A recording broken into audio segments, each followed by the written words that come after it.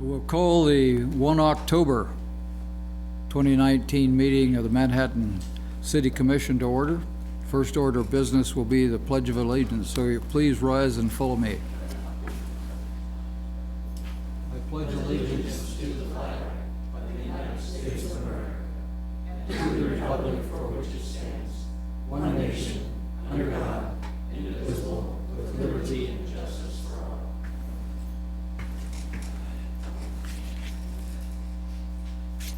We have a special presentation and we also have a proclamation tonight, so got my facts together.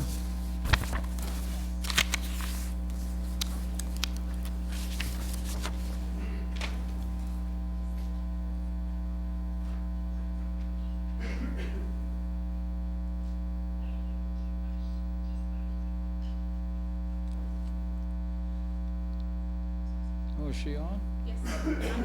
Okay. This thing's on too, we're good.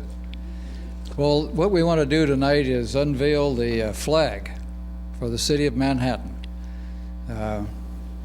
We have some people to thank. Jared was an instigator and then brought the commission along, so thanks for doing that. I think it's great for the city to have this happen. We had 120 entries, some from school kids and some from adults. We had voting by over 3,000 people.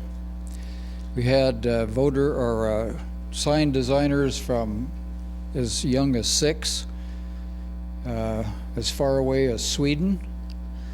And the winning entry was judged, I think we had about 29% judging for Kimberly's design. Kimberly is she's on the phone, so she can see what we're doing. But obviously she's from Pennsylvania, and we really appreciate your effort. We loved your design. And Brian Ford, is he here to accept or is he not? Okay. All right. If you look at this design, what you'll see is on the bottom of the flag is the green, which represents the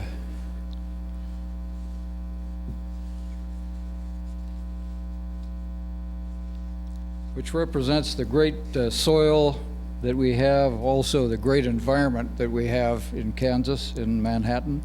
The blue obviously is the sky as well as the richness of our rivers, and the white is our future. So a lot of symbolism in this. We've been known as the Little Apple for a long time, and I think this is a great representation for the flag of the city. And we're going to have a flag raising, and we'll have that flying over City Hall here at least, as well as some other places. So please welcome our flag.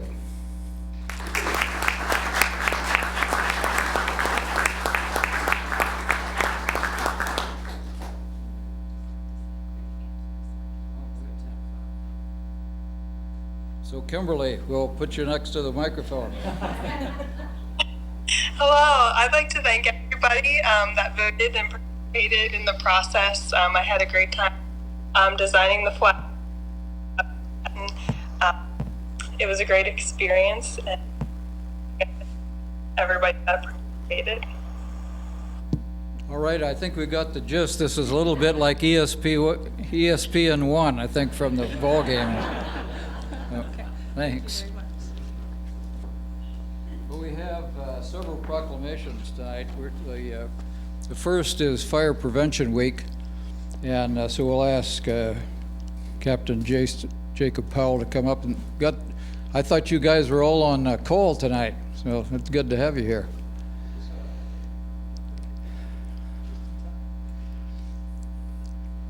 You're not all wet. Well, Fire Prevention Week is something that we celebrate, but we also practice this all year long. I think if you take note and you kind of compare the number of fires that we have in other places around the state, notably where we get our news a lot is from Topeka, and the number of fires we have here, we're very blessed not only to have a department that does great inspections, but very quick reaction time to minimize any destruction that could take place. And we've also got, I think, an education program that benefits all of the citizens, so they really know the big things to watch out for. I think probably you'd agree that some of the things we've had lately involve cigarette smoking on balconies and things where we maybe had technology and ordinances that are probably 10 to 15 years old at the time and didn't have smoke detection and things like that. So as we go along, we're just getting better and better.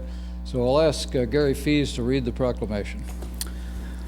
Whereas the city is committed to ensuring the safety and security of all those living in and visiting Manhattan. Fire is a serious public safety concern both locally and nationally, and homes are the locations where people are at the greatest risk from fire. Whereas Manhattan residents should install smoke alarms in every sleeping room, outside each separate sleeping area, and on every level of the home. Manhattan residents should make a home escape plan and practice a plan with everyone in the household at least twice a year.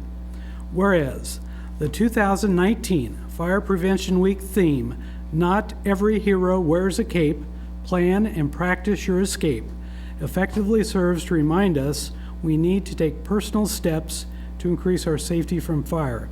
Now therefore, Michael Dodson, Mayor of the City of Manhattan, Kansas, proclaims October 6 through 12, 2019 as Fire Prevention Week. Yes, thank you, Mayor Dodson.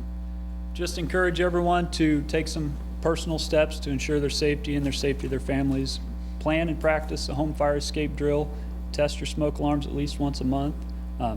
We do have some educational opportunities coming up. Our open house is Sunday, October 13th from 11 to 3 at our Manhattan Fire Department headquarters, Kimball and Denison.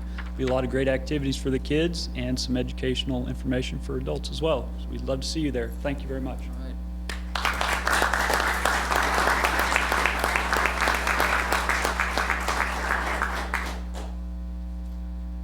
This next one is a little bit new, but it's very important to our entire region, and that's National Physician's Assistant Week.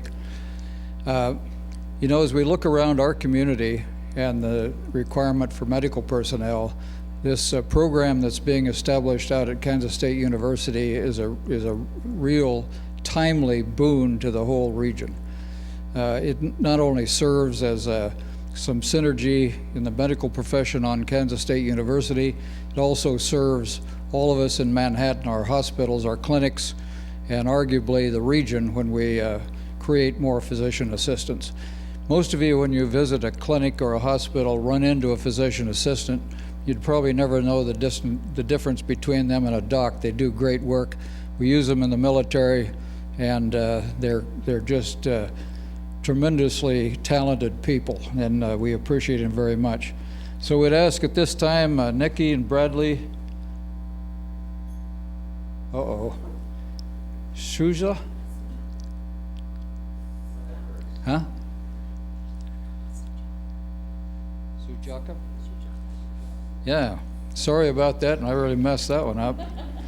And David and John, and anyone else who's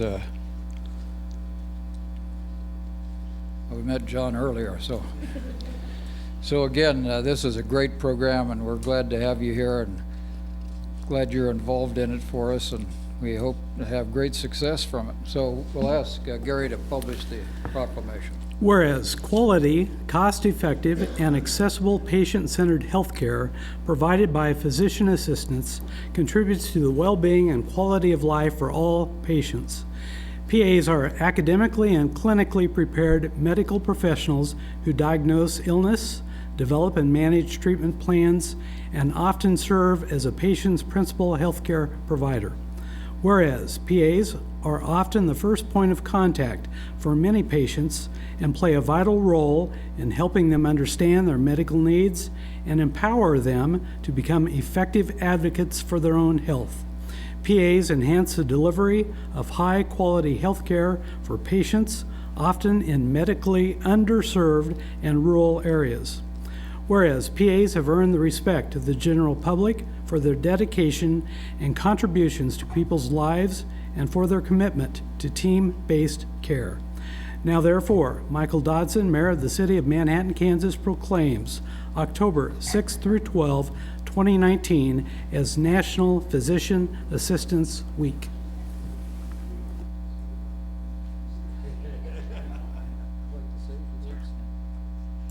Mayor Dodson, thank you for adjusting that. I want to thank everyone for having us here tonight. My name is Nikki Tucker. I'm the clinical director of the Kansas State University Physician Assistant Program. I have a great team here with me.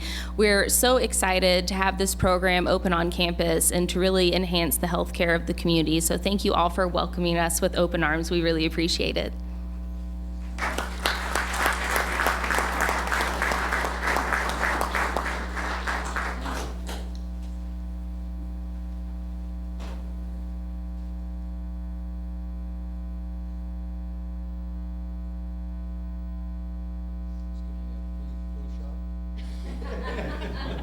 We'll look into it.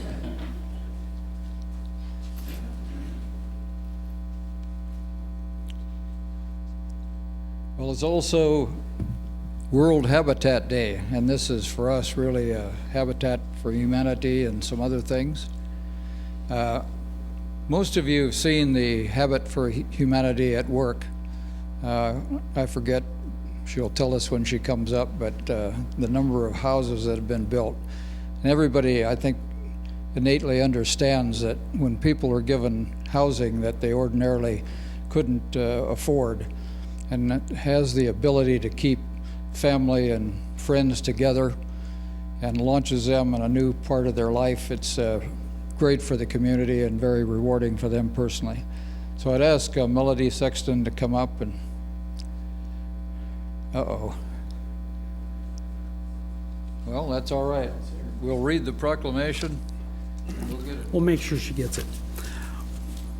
Whereas, since 1985, the first Monday in October has been declared World Habitat Day in order to recognize the vast housing needs in cities around the world. Whereas a child in inadequate housing is 10 times more likely to contract serious health problems than his counterparts in adequate housing. An estimated 1.6 billion people live in inadequate shelter around the world, calling attention to the lack of tenure for millions of poor and vulnerable individuals. Whereas Habitat for Humanity has built over 350,000 houses around the world, including 27 locally, providing more than 1.75 million people in 3,000 communities with safe, decent, affordable shelter. The city recognizes that it will take the efforts of government, business, and community leaders to provide adequate shelter, and with the involvement of our local community, we can change the reality for future generations. Now therefore, Michael Dodson, Mayor of the City of Manhattan, Kansas, proclaims Monday, October 7 as World Habitat Day. We can applaud that in abstention.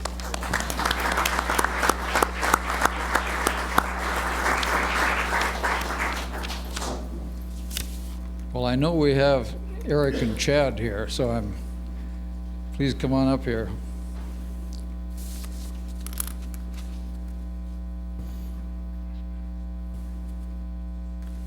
So this is a Community Planning Month. When I first came on the commission, I think like most of you maybe that didn't understand what goes on in that office up there.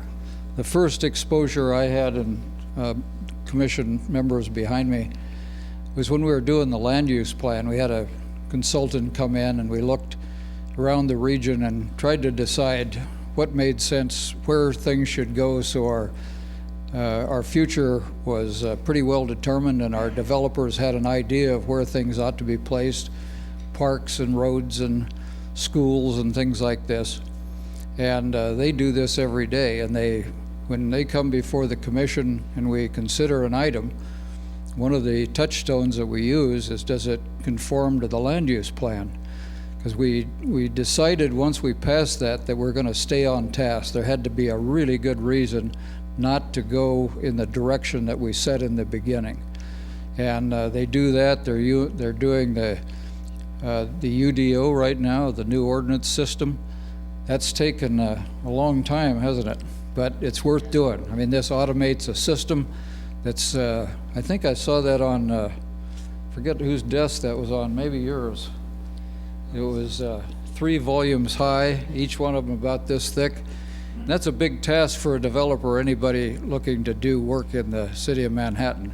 So putting that on the net, that they can thumb through and go from section to section, and it's laid out in a much more realistic and user-friendly way, I think is a great step forward for us.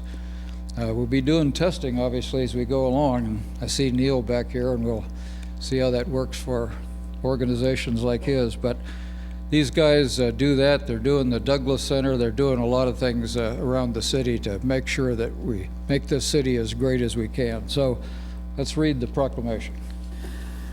Whereas change is constant and affects all cities, towns, counties, rural areas, and other places, community planning can help manage this change in a way that provides better choices for how people live, work, and play. Whereas community planning provides an opportunity for all residents to be involved in making choices that determine the quality of life and future of their community. Whereas the month of October is designated as National Community Planning Month and gives us the opportunity to publicly recognize the participation and dedication of the members of the Manhattan Urban Area Planning Board and other citizen planners who have contributed their time and expertise to the improvement of the city of Manhattan. Whereas we recognize the many contributions made by professional, community, and regional planners of the city of Manhattan, Riley County, and the Flint Hills region, and extend our heartfelt thanks for the continued commitment to public service by these professionals. Now therefore, Michael Dodson, Mayor of the City of Manhattan, Kansas, proclaims October 2019 as Community Planning Month. All right. I know you have something to say. Just briefly. Obviously, good community planning requires an engaged citizenry, and so we would really encourage all citizens to become engaged and involved in any of the planning initiatives that you might have an interest in, whether it's Aggieville or downtown or your neighborhood. We also would encourage you to consider volunteering for one of our advisory boards. The Community Development Department works with the Planning Board, the Historic Resources Board, Bicycle and Pedestrian Advisory Committee, and the Board of Zoning Appeals. So if you're bored and you don't have something to do in the evenings, we really would encourage you to consider volunteering for them or coming to one of our public meetings on the many initiatives that we're working on. So with that, thank you.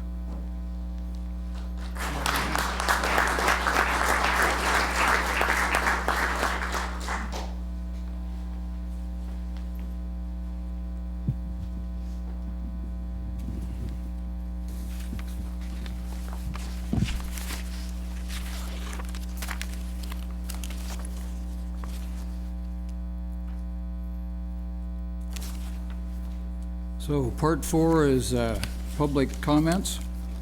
And at this time, anyone from the public with any item that they wish to discuss that is not on either the consent or the general agenda is welcome to do so at this time. And we just ask, if everybody knows the rules, we give everybody 5 minutes so that everyone who wants to has an opportunity to talk during the meeting.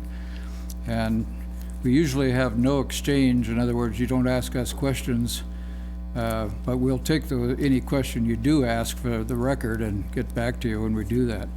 So at this time, I'd call for anyone who wishes to come forward and say something about anything that's on their mind to do so. We'll have you sign in, and when you come up, just state your name and your address, and we'll be glad to hear from you.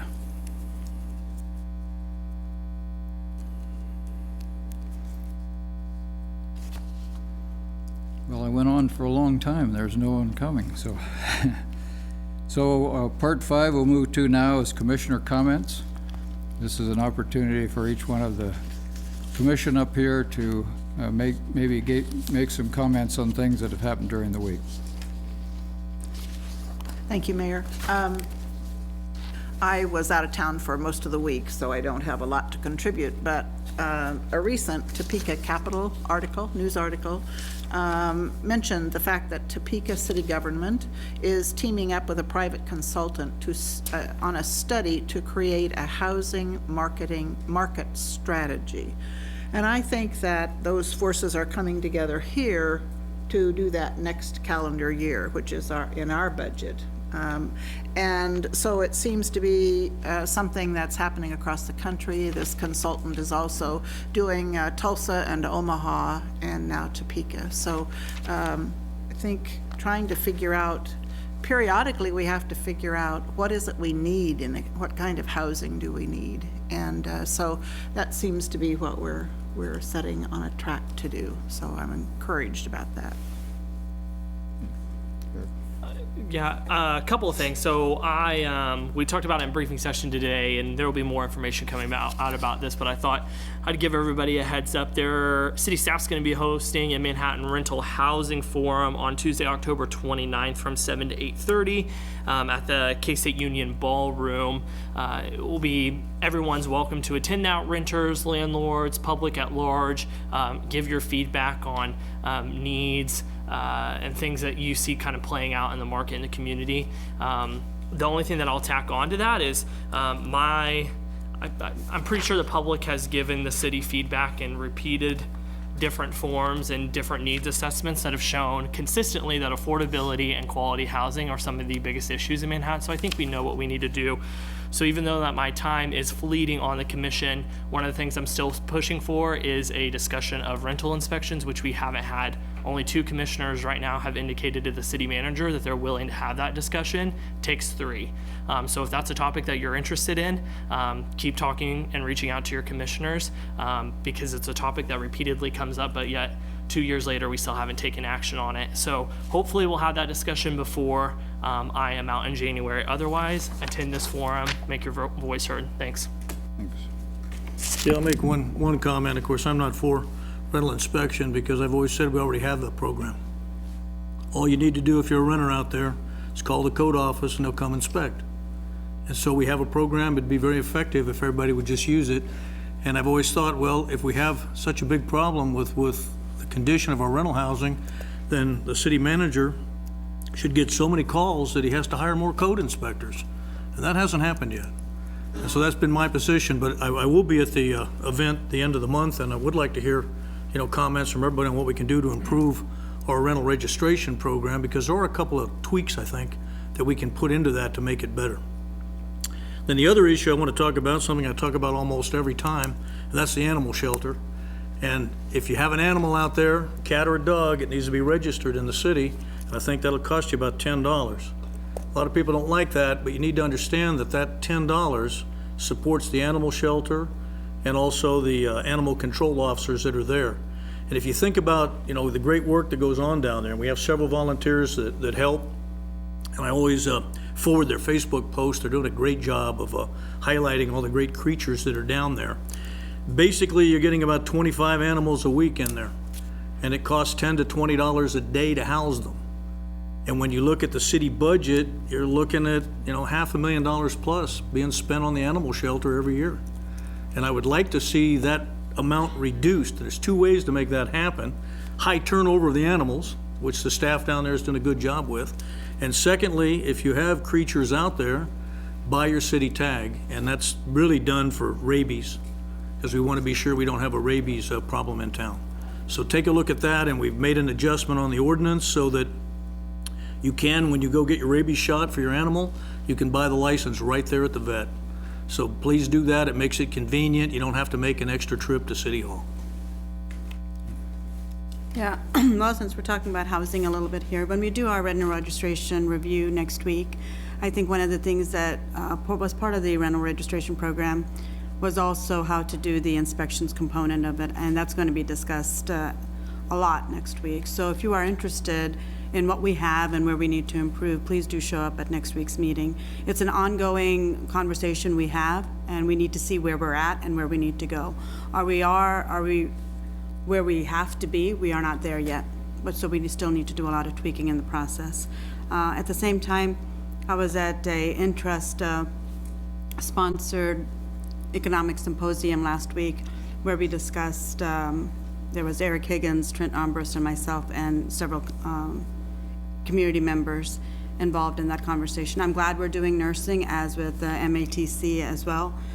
Workforce is a huge component of what we do. There are some things we can control and some things we can't. We can't control university enrollment or deployments, but we can control what businesses can incorporate into their own, such as childcare, having more licensed officials, physicians, all kinds of workforce needs that we can still meet. So those conversations are still happening, and I'm glad to see the chamber is here, but this takes all of us to make it more progressive for not only Manhattan, but for the state of Kansas. So I'm looking forward to more of those discussions as well. Well, I had an opportunity on Saturday morning to give some opening remarks to a group of legislators who came down from Topeka and met in our Flint Hills Discovery Center. I think there were around 75. The feedback that I got was universally positive. In other words, when they looked around from the second floor up there at the Discovery Center, looked down at Blue Earth Plaza and the Convention Center, and had a chance to walk around, and they went up to the one of the restaurants to have dinner, and then went up to another one to kind of say goodbye and then go back to wherever they came from across the state of Kansas. I mean, they were universally glad to see what this community was. And I did have an opportunity to talk about star bonds, which is a great topic for them at this time. I mean, I essentially said, as you look down here, one of the reasons that this all is here is because of star bonds and also the commitment of the citizens of Manhattan. So we'll see how that plays out. I mean, every little bit helps when you get a chance to advertise. So hopefully some of that will work out in our favor as they consider that before the legislature here coming up. You have anything? We'll now move to item 6, which is a consent agenda. These are items that have either been previously considered by the commission or are items that are considered administrative or housekeeping in nature. And generally what we do is ask if there's any questions about anything on the consent agenda. Any commissioner has the opportunity to move a consent agenda item to the end of the general agenda, and we'll discuss it more fully. And then as soon as we do a little of that, we'll ask the public if there's any comments on the consent agenda before we bring it back for vote. So, any comments on the consent agenda? Just that I'm pleased always to see some flood protection project included in our agenda. And tonight, one of those is the rehabilitation of the levee. That is a huge project for our city. The federal government is matching 2/3 to 1/3, I think, essentially. And so that work is there. We're letting, let's see, it's a resolution. We're having a public hearing October 15th on that. So that it's moving along, and we're going to have to fund our $11 million. The other one is the demolition of some properties on Garden Way. And if you remember, that was the area that flooded last Labor Day of 2018. So we're moving along and making progress. And it's that kind of progress that we all need to see, because our community is rivers on three sides and has continuing issues. And I think at least this commission has resolved that we're going to keep working, chipping away, and not let it fall off the radar for 10 years or until the next flood. So I'm pretty proud of the efforts we've made. I did want, if Ron could just update real quickly on F on the emergency sewer repairs, because we are going to be doing, I believe, temp bonds on this. Is this the one where we're doing some temp bonds? And just kind of update everybody on where we're at and why we are going forward with this instead of Sure. what's been happening. So item F is for the commission to consider first reading of an ordinance to authorize some 2019 emergency sanitary sewer repairs. This is for the 2 sinkholes we have on our 36-inch sanitary sewer mains that are near Bluemont and Hayes Drive, and then also on North Hayes, just north of Levy Drive. repairs are progressing. We anticipate the total cost of those repairs to be between $750,000 and $1 million. And so we're hopeful that some of those expenditures can be reimbursed, but in order to make it less impactful on the sewer fund, which we've had to draw on for other infrastructure expenses and have drawn down the reserves there, the ability to at least consider doing some temporary financing for that as well. So we're asking for the commission's approval of that. We think we may get some emergency funds for. We're hoping to get some FEMA funds that'll reimburse at least a portion of it. I had further comment on that. As I was looking at that, this was an unforecast issue of $1 million. And I really hate to see the water and sewer funds keep getting, done down. And I was looking at, the Metafab Fund, Economic Development. We got 3 of them. There's $1.8 million on the 2 old ones. And I think there's a way to use some of that to pay for this problem, and it fits with economic development. And I really think the commission should look at that. I mean, I realize we have to do the project, but I really don't want to lock in the financing tonight, because I think, you might be able, hopefully we'll get some money from FEMA. But what we don't get from them, if we take it out of that Metafab fund, I think that can be used on the Pot County side. And we may have to take some out of the other one for the Riley County side. But I believe that would help us a lot in long-term budgeting and not run up the city debt higher.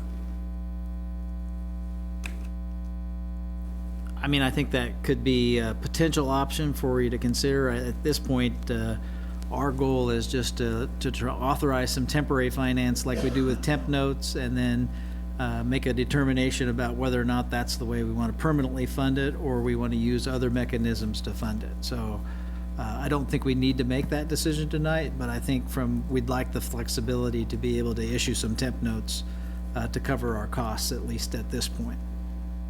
And then, after we go through the FEMA process for reimbursement, we can kind of see what the delta is and go from there. Okay, as long as it comes back so we can decide how it's going to be funded, because obviously it's a no-brainer. We got to fix the road and the sinkholes, but the funding, I don't want to see the city debt go up any higher. Good. And then I want to just continue on what Linda Morris was talking about. There's actually 4 items on here that deal with flooding, and she covered a couple of them. But we're also going to do some work on some of the bank that was washed out along Wildcat Creek to repair that, because the rock got washed out. So going to be about $14,000 put into repairing that so the channel stays straight.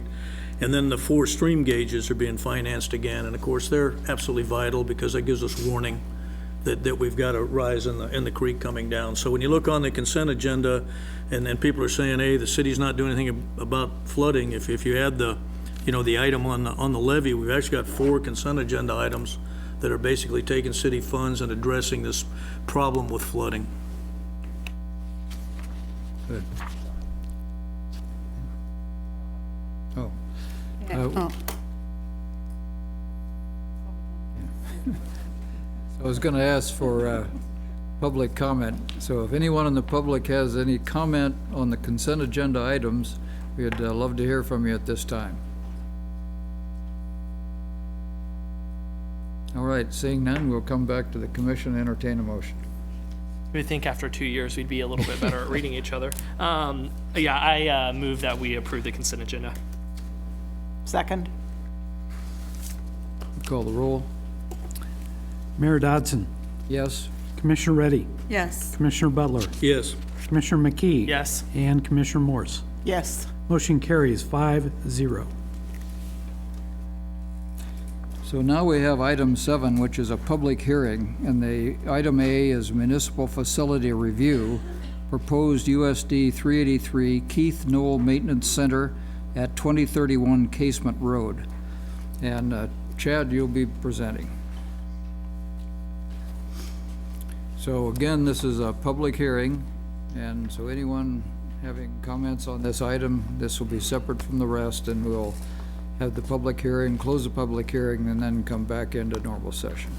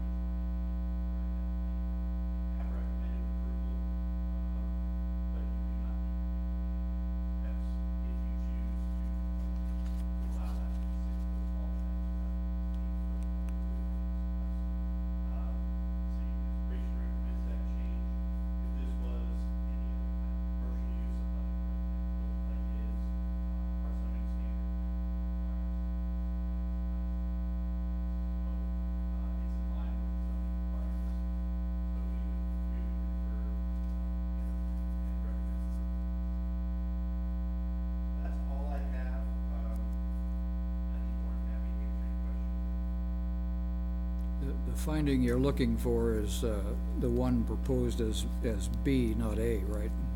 The one that contains the distinction on the fence, I assume. And if you could talk just a minute about the screening, just to give the public an idea where that screening will be.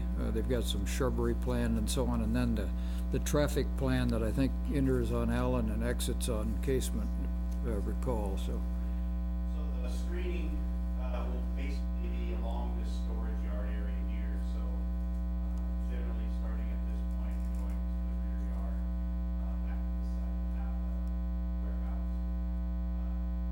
Circulation remains unchanged. We select both zero up. Where there is an existing curb cut off of Allen and on Casement, those two curb cuts will not change. Were they going to put some shrubbery along Casement? I thought Am I not on? I could hear you pretty well, but maybe not. Thought so. Okay.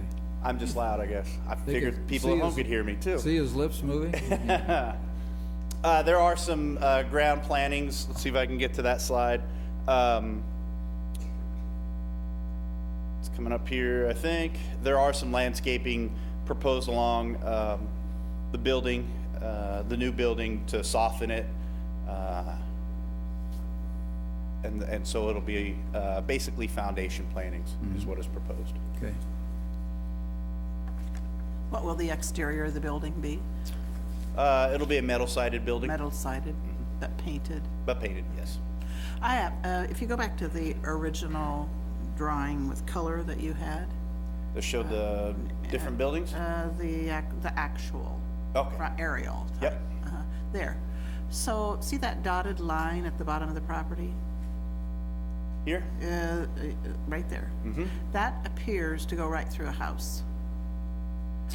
And so, does that mean that they're expanding the size of this to include an additional property to the south? To my knowledge, no, it won't acquire any more land. Probably what is happening is just the aerial image is not correct with the property lines. Shifting, okay. Shifting, yep. All right. I just wondered if the footprint is still the same. It is So they're the not same. intending an expansion. Okay, thanks. All right, thanks.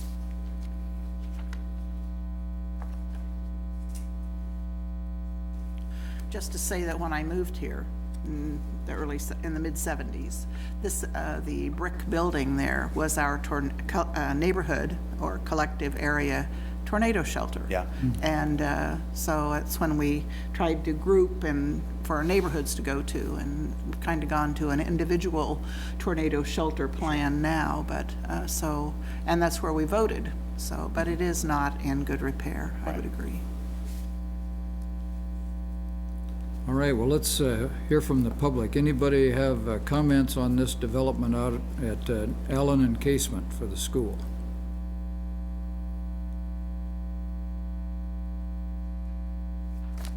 Okay, seeing none, we'll come back to the commission, and there's two motions there, and you see, I think the bottom one is the change from the 8-foot fence to the 6-foot fence. Awesome. I just had a quick comment. This is right down the road for me, and really the only comment I had on it is I drive down it, right by it almost every single day, and I always notice it, and it's not because of the use of the building, it's just because the building is in desperate need of repair. So I am glad that we are doing something with it, and those improvements are being made. I also I'm fine with the 6-foot fence. I actually think when you make a fence higher, it is almost more distracting. And seems a little bit more intimidating. So I think a 6-foot fence is sufficient, so. Good.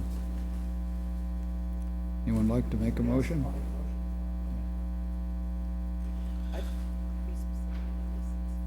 Yeah, it's in that's the revised, yeah.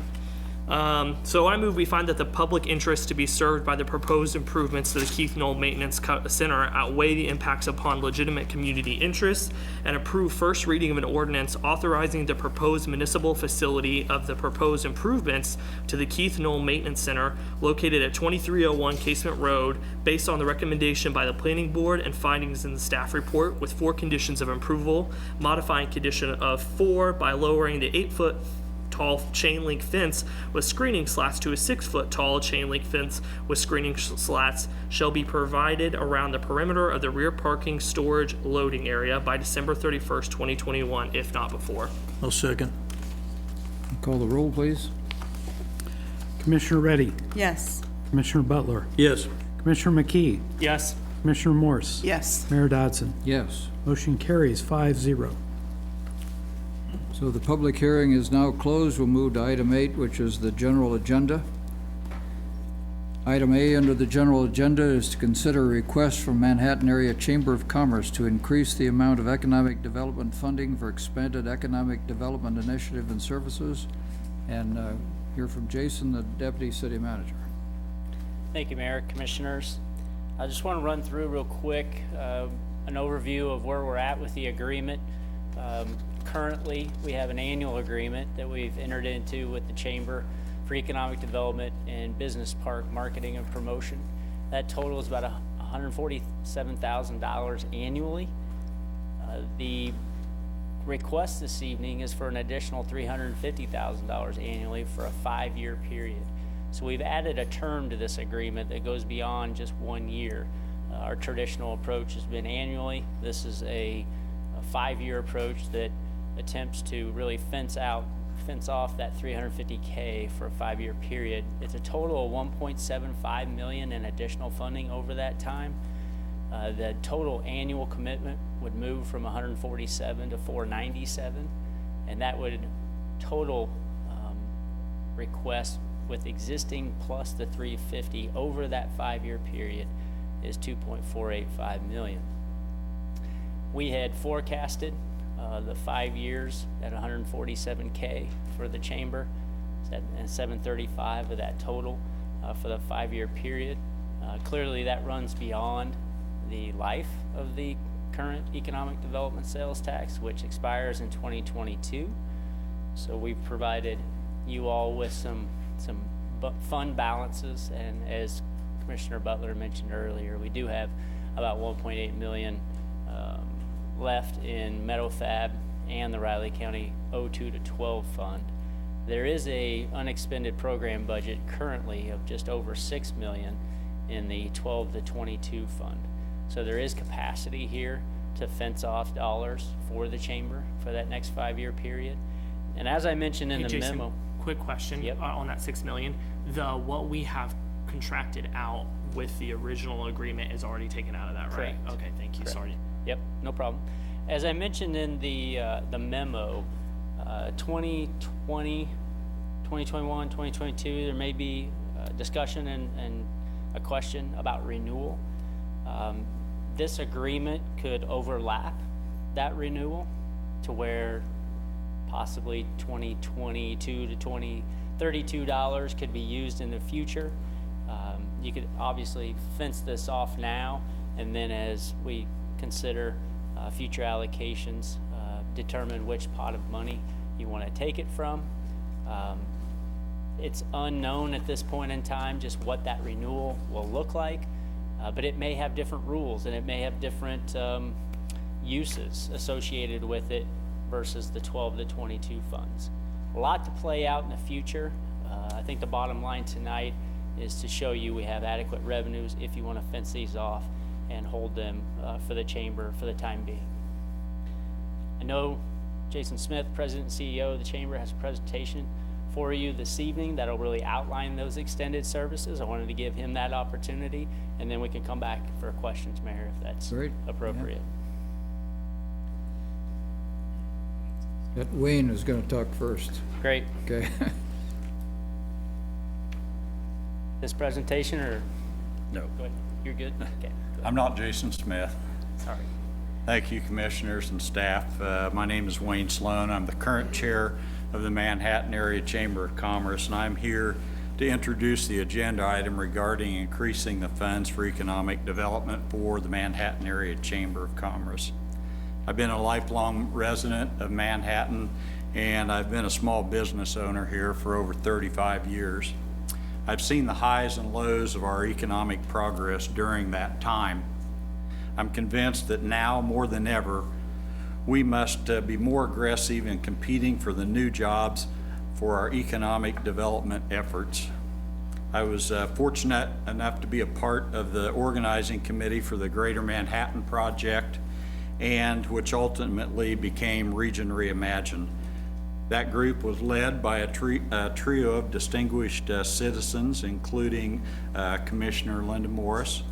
But we also had hundreds of Manhattan residents participate in that process. The GMEP highlighted some things that might possibly hinder our community's effort if not addressed. The most alarming of these is we're not growing in job growth or the talented people that we need to sustain our growth and quality of life. A no-growth community is a community that is going backwards. The GMEP plan and Region Reimagined initiatives has given us a roadmap for the community to follow to take advantage of our community assets and grow our local economy and jobs. We also knew that these opportunities and extra efforts would not come free. They do have a cost associated with them. I'm proud to say that in Manhattan, that we are one of the leading citizens or cities in the country of private investment in economic development. We have saved the city millions of dollars over the past 2 decades while achieving results that you will hear about. I'm also proud to say that my fellow Advantage Manhattan investors continue to make a commitment to quality economic growth in our region. We all must step up our efforts.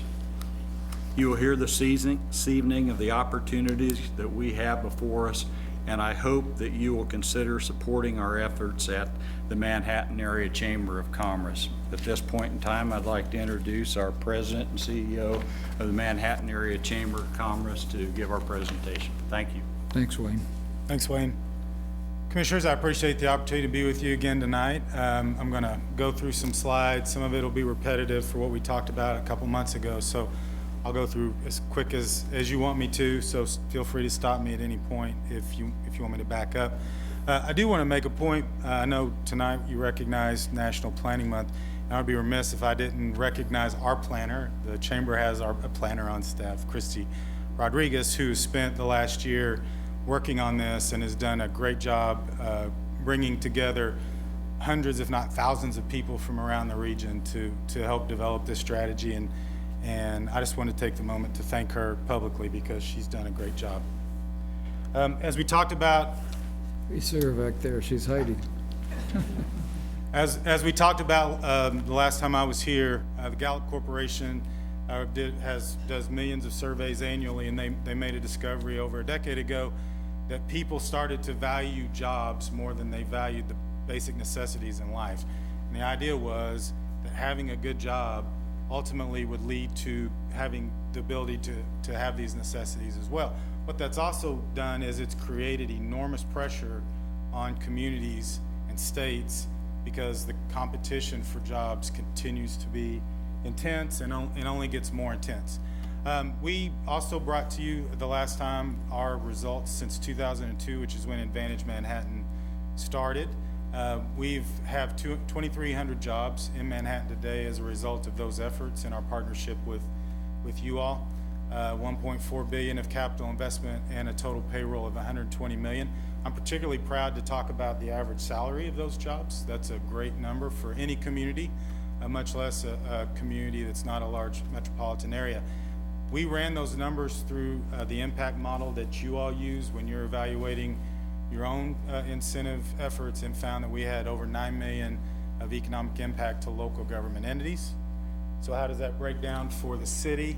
That's 36 million annually in new retail sales, or annual retail sales, 1,100 homes, 6.6 million in property taxes generated annually, including 2.2 for the city, and then 525,000 in new local sales tax, 450,000 of which are city. Again, these are estimates, but they're using your model. So what's the return directly to you all? It's 2.65 million.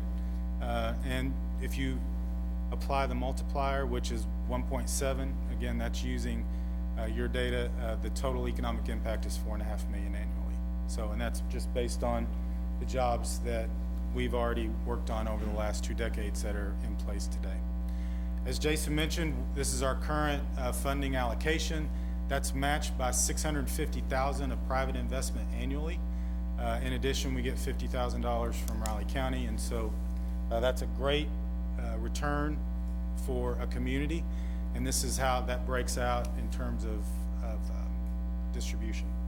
And again, as Wayne mentioned, we have one of the highest per capita private investments in economic development in the country. So something that we're very proud of. And you can see in 2002 when Advantage Manhattan started, that funding from the private sector has continued to rise through that process, which has allowed us to increase our programming without asking for additional funds over the last basically 25 years from the city, even with the economic development tax in place. So let's look at some of our regional comparisons, and we took a look at adjacent states as well as Kansas and maybe some other university communities. This is what cities are investing in economic development programs in those cities.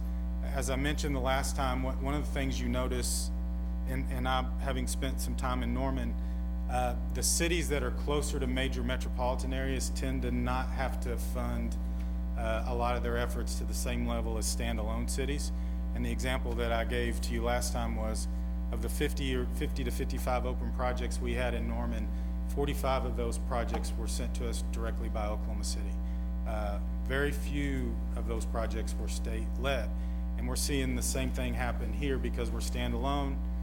We're not part of a larger metropolitan area. We rely very heavily on the state or leads that we can generate on our own. And right now, although the state is rebuilding their efforts, we are not getting a lot of leads from the state of Kansas. So we're hopeful that improves. We know they hired a good person to help them down that path, but we still as a community are going to have to take more responsibility in generating new opportunities for jobs projects. So as we talk about Greater Manhattan Project, which morphed into Region Reimagine, and I had the opportunity, coincidentally, Lyle Butler was in the office today, and we talked a little bit about this process because he knew we were going to be here tonight.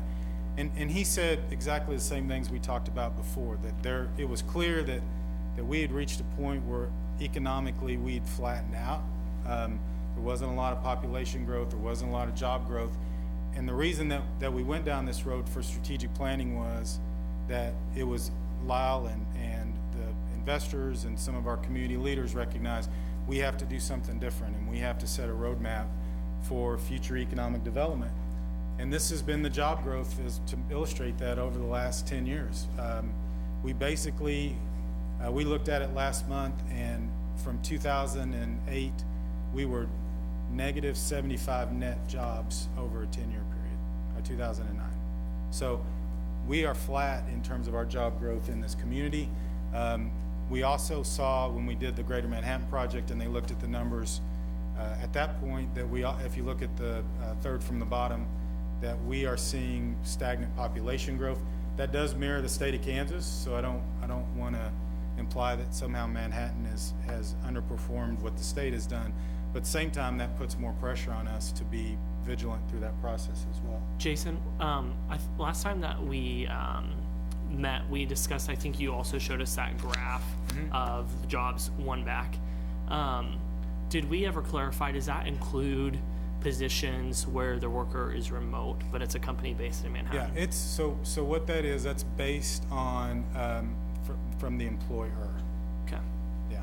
So now again, and what we talked about is, and there's no one that's really measured that effectively yet, but we discovered that we have employers who have remote workers in other cities, but we also have remote workers in Manhattan who are working for other companies. So we haven't seen that there's a great fluctuation in that, and that may actually be even out at the end of the day. This is employer. So just again, some clarification, and I know you all know this, but just for the people who might be watching this, when they hear Region Reimagine and Greater Manhattan Project, fundamentally the core projects in Region Reimagine didn't change from the Greater Manhattan Project, and there's three sort of core missions. One is to diversify the economy through job creation, attraction, retention, expansion. One is talent sustainability. As Commissioner Reddy mentioned a minute ago, we know talent is one of the most important factors in where people decide to add jobs. And then entrepreneurial dynamism. I have a hard time with that word. And if you look around and take a look at our largest private employers, you'll see a lot of those are startups or were startups at one time, and they just continue to grow to the point that now a lot of those have 200, 300, 400 employees. So entrepreneurship is so important for the long-term future of this community. So we took a look internally, either things that we've started already internally or things that we're going to move forward internally with our current funding capacity. And I just want to go through these real briefly because I think it's important to understand we're not in a standstill waiting. We're forging ahead. And so these are some of the issues in terms of economic diversification, entrepreneurship. These are some of the things that we're doing in terms of talent. So we're already trying to make connections between educational institutions and our employers. How can we be better at keeping Fort Riley personnel in the community when it's over? What are some things we need to do in medical? And then how can we be better at customizing some of our marketing pieces to be more attractive to people to come to live in Manhattan? In terms of general initiatives, you all know we're very active in supporting some of the plans that you all are in front of you. We're trying to work on some placemaking initiatives. We're working on trying to convince full funding of education so we can continue to grow there. And then from a staff standpoint, our leadership is committed to making sure we have the staff to initiate the initial round of these plans, which includes somebody to work directly in economic development, someone to do full-time retention expansion. Christy will, once the Region Reimagined Plan is launched in a couple of weeks, she will split her time between that and talent, because talent tends to be more regional anyway. And then, of course, we have a number of shared staff and a military person as part of that as well. So what are the things that we need to do, or that we're going to be doing, and if we're able to secure additional funding? And it really falls into three primary elements. One is external outreach. So we are developing a marketing strategy through the Greater Manhattan Economic Partnership, which is our partnership with Pottawatomie County. And there are a number of things in that plan that we need to start working on right away. And we've already initiated doing some of those, but to fully implement that strategy, it's going to take an additional $50,000 to $60,000 in the first year. And again, as most of you know who market products, it can be as much as you want. We think a reasonable is an additional 75 in there. Conduct inbound marketing for site selectors, leverage meetings and conferences. You see all these things. FDI is foreign direct investment. So what can we do to attract foreign companies to consider Manhattan for locations? Because there's a lot of money pouring in the United States right now in that area. And then what can we do through our partnership with KBED to help recruit potential new government facilities and research centers like some of the ones like MBEF and others. We are going to go full steam ahead in talent. I would say the primary things that we're looking at here that require additional resources, one is developing a targeted talent recruitment program.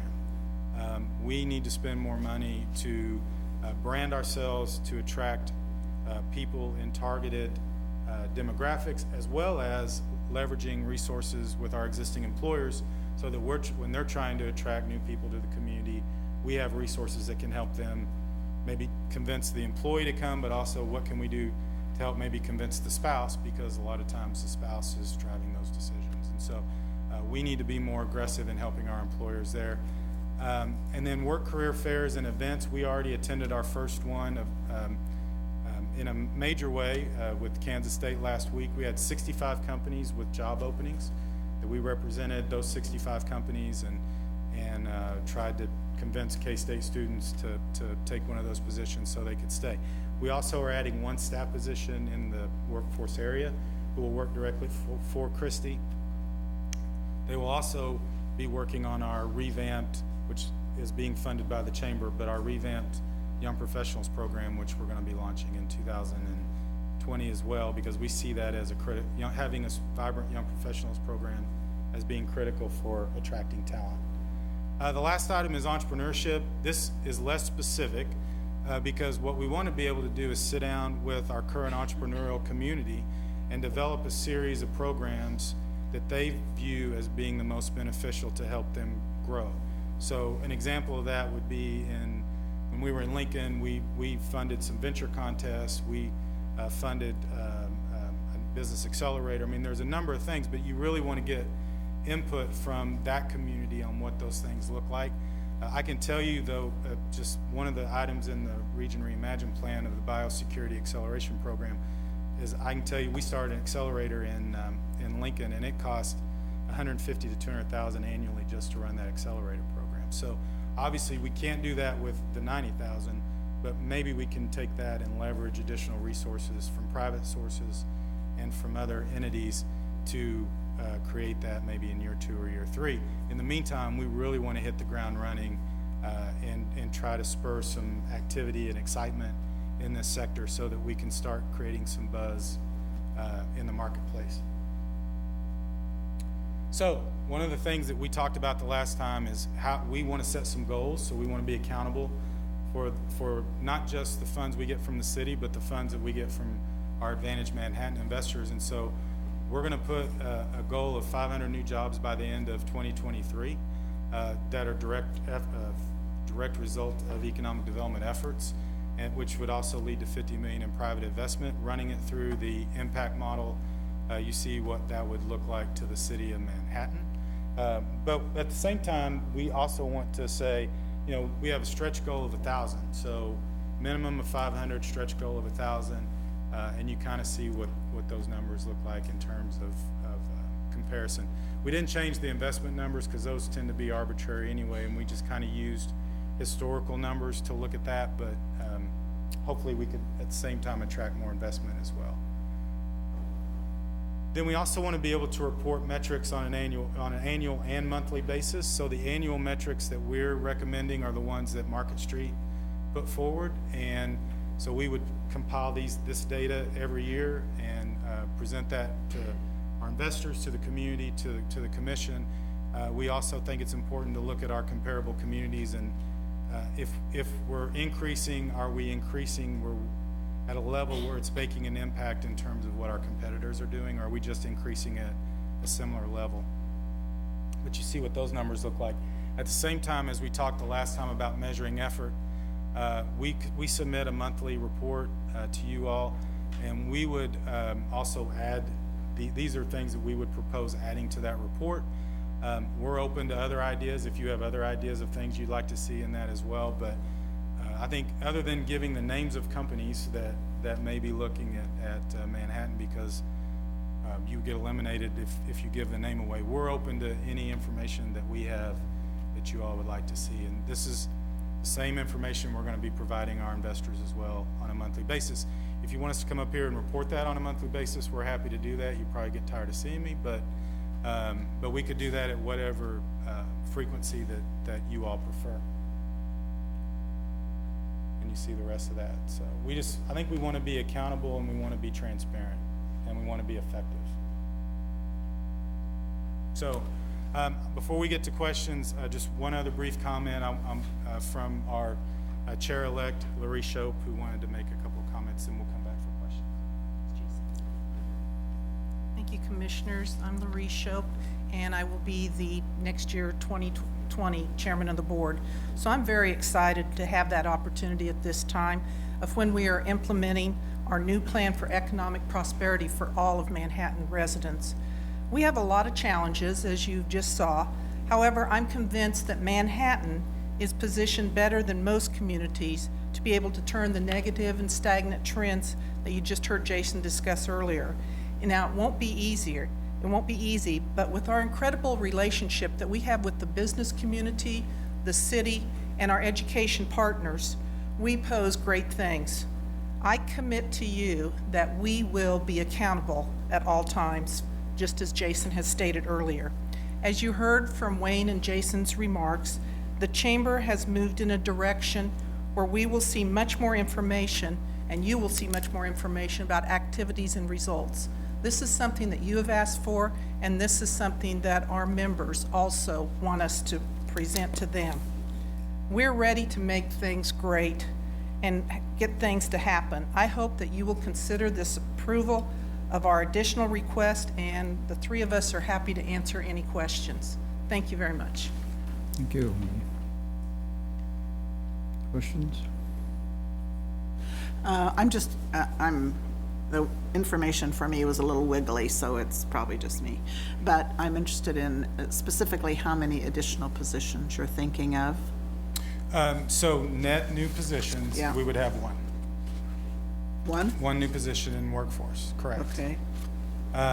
So, and that was, we changed how we reported that last time because it did get a little confusing. So we're creating 4 new positions, Right. but 3 of those are people that are being reassigned.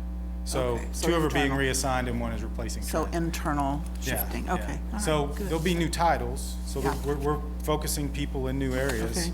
And I think it's important to understand that because, as I Yeah. mentioned last time, to me, the number one thing an economic development group needs to do is business retention expansion. And so, as we started through this process, and I'm grateful John Pagan has agreed to change positions where he's going to lead that specifically. So while that's a new position, it was not a new Yeah, person. okay, very good. I was hoping you didn't say 5.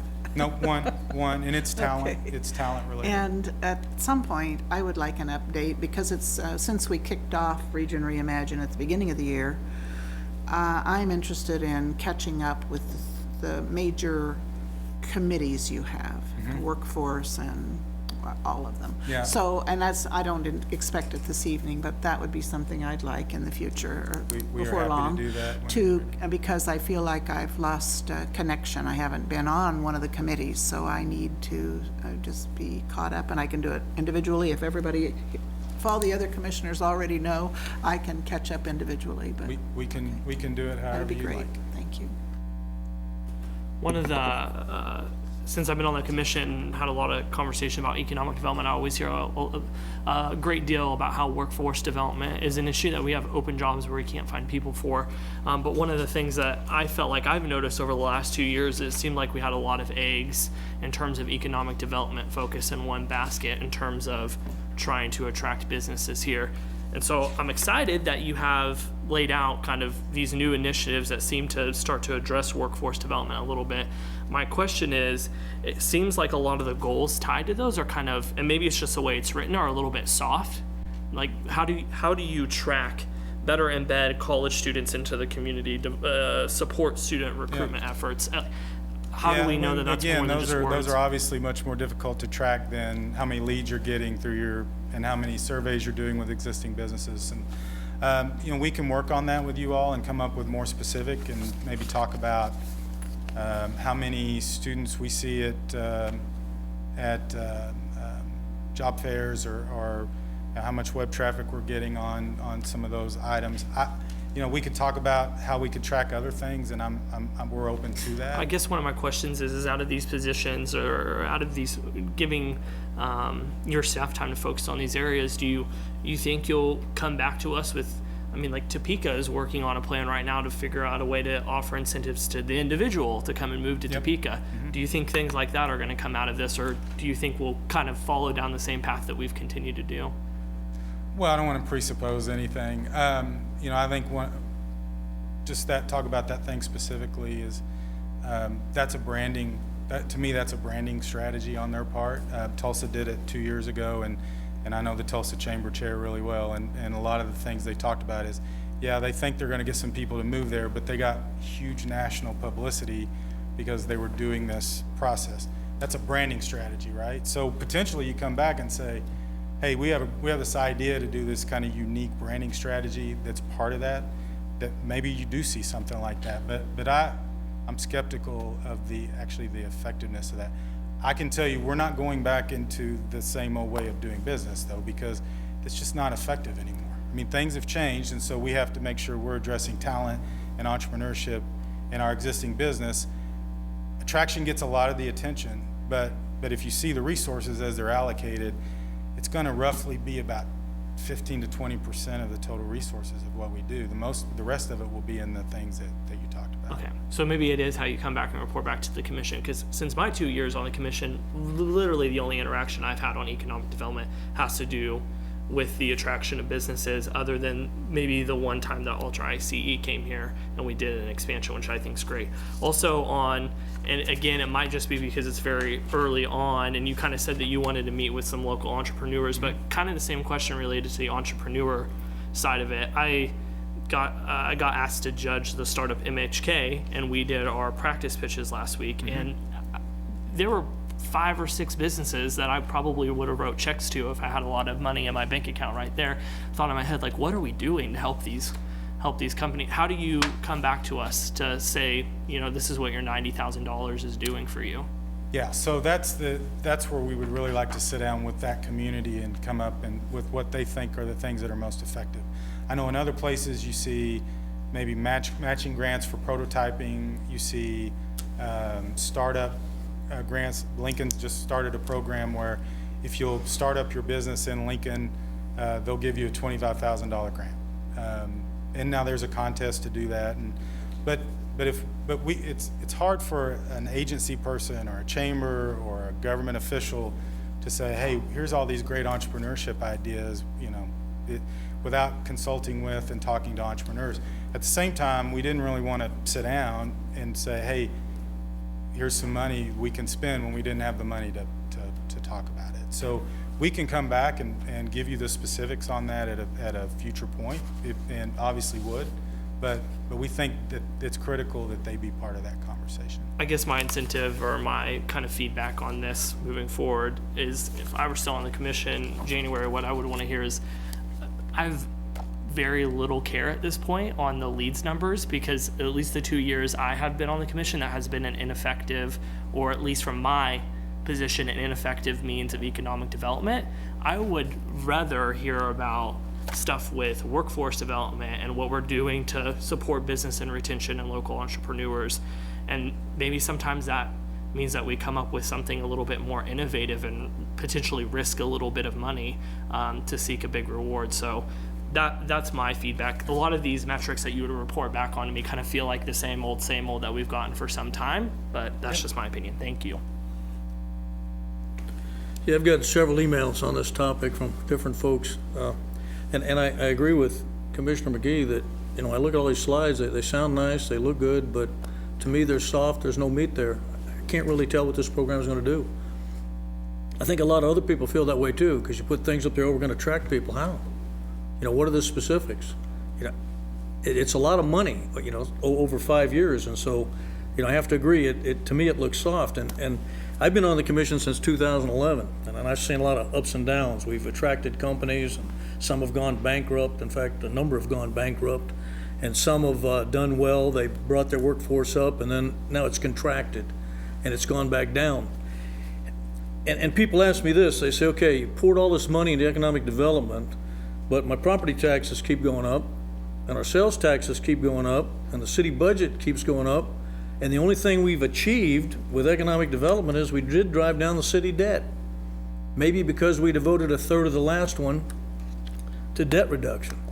I'm having a hard time answering those questions, so that's why I'm throwing them out to you. And that's what citizens are telling me. What are we getting out of this?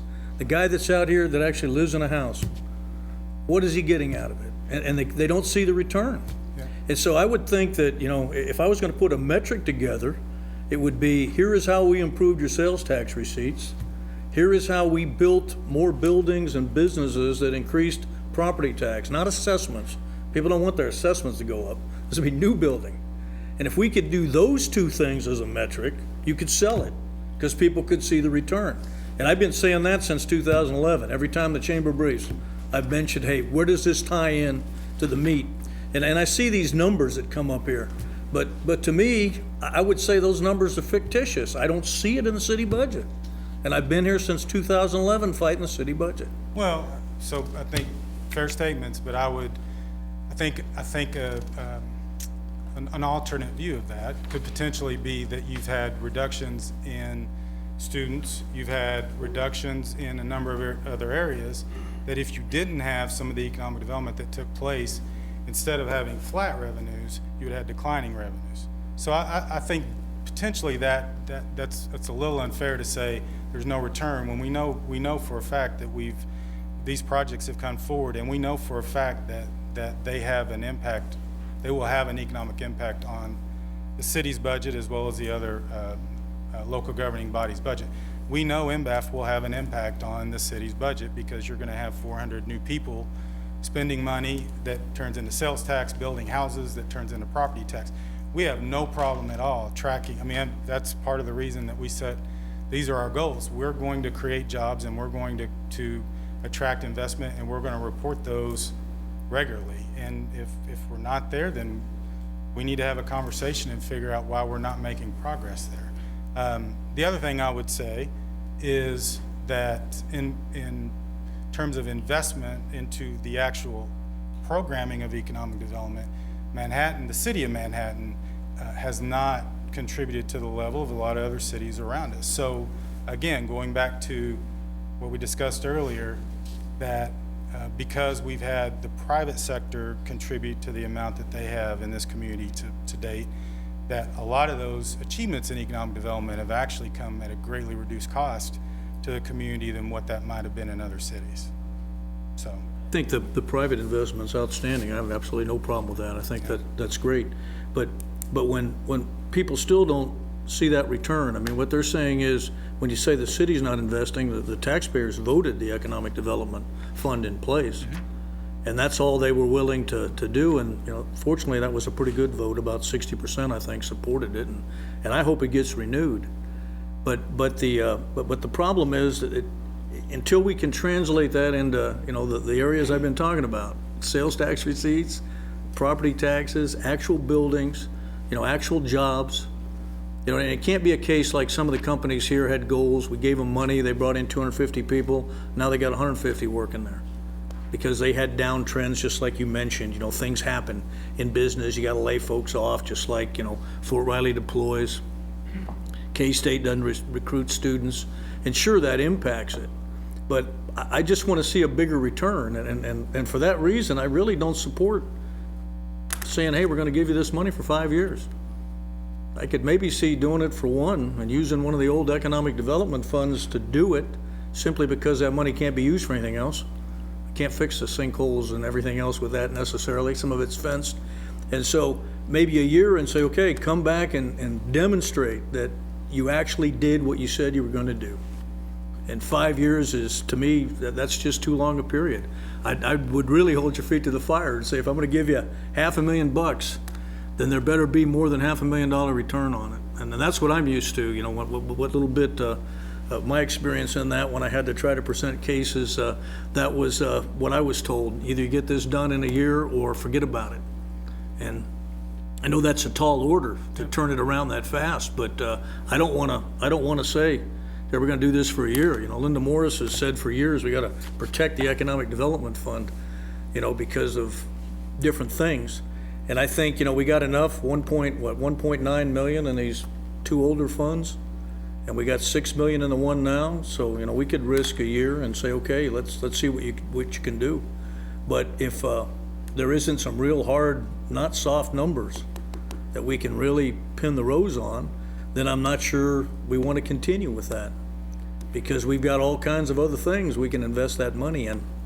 And I also think that's absolutely vital to getting this thing renewed.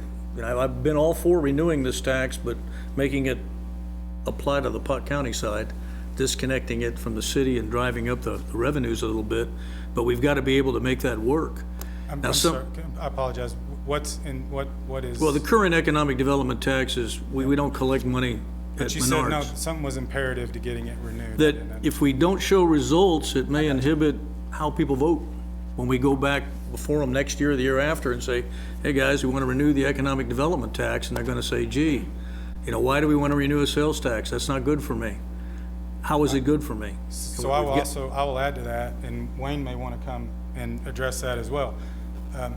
If we don't start showing results, I don't know how effective the Advantage Manhattan is getting renewed will be. So we understand that, completely. And so that's part of the reason why Lyle brought in, why Market Street was brought in, because there was no plan, and that's what we, I think at the time everybody said we need a plan.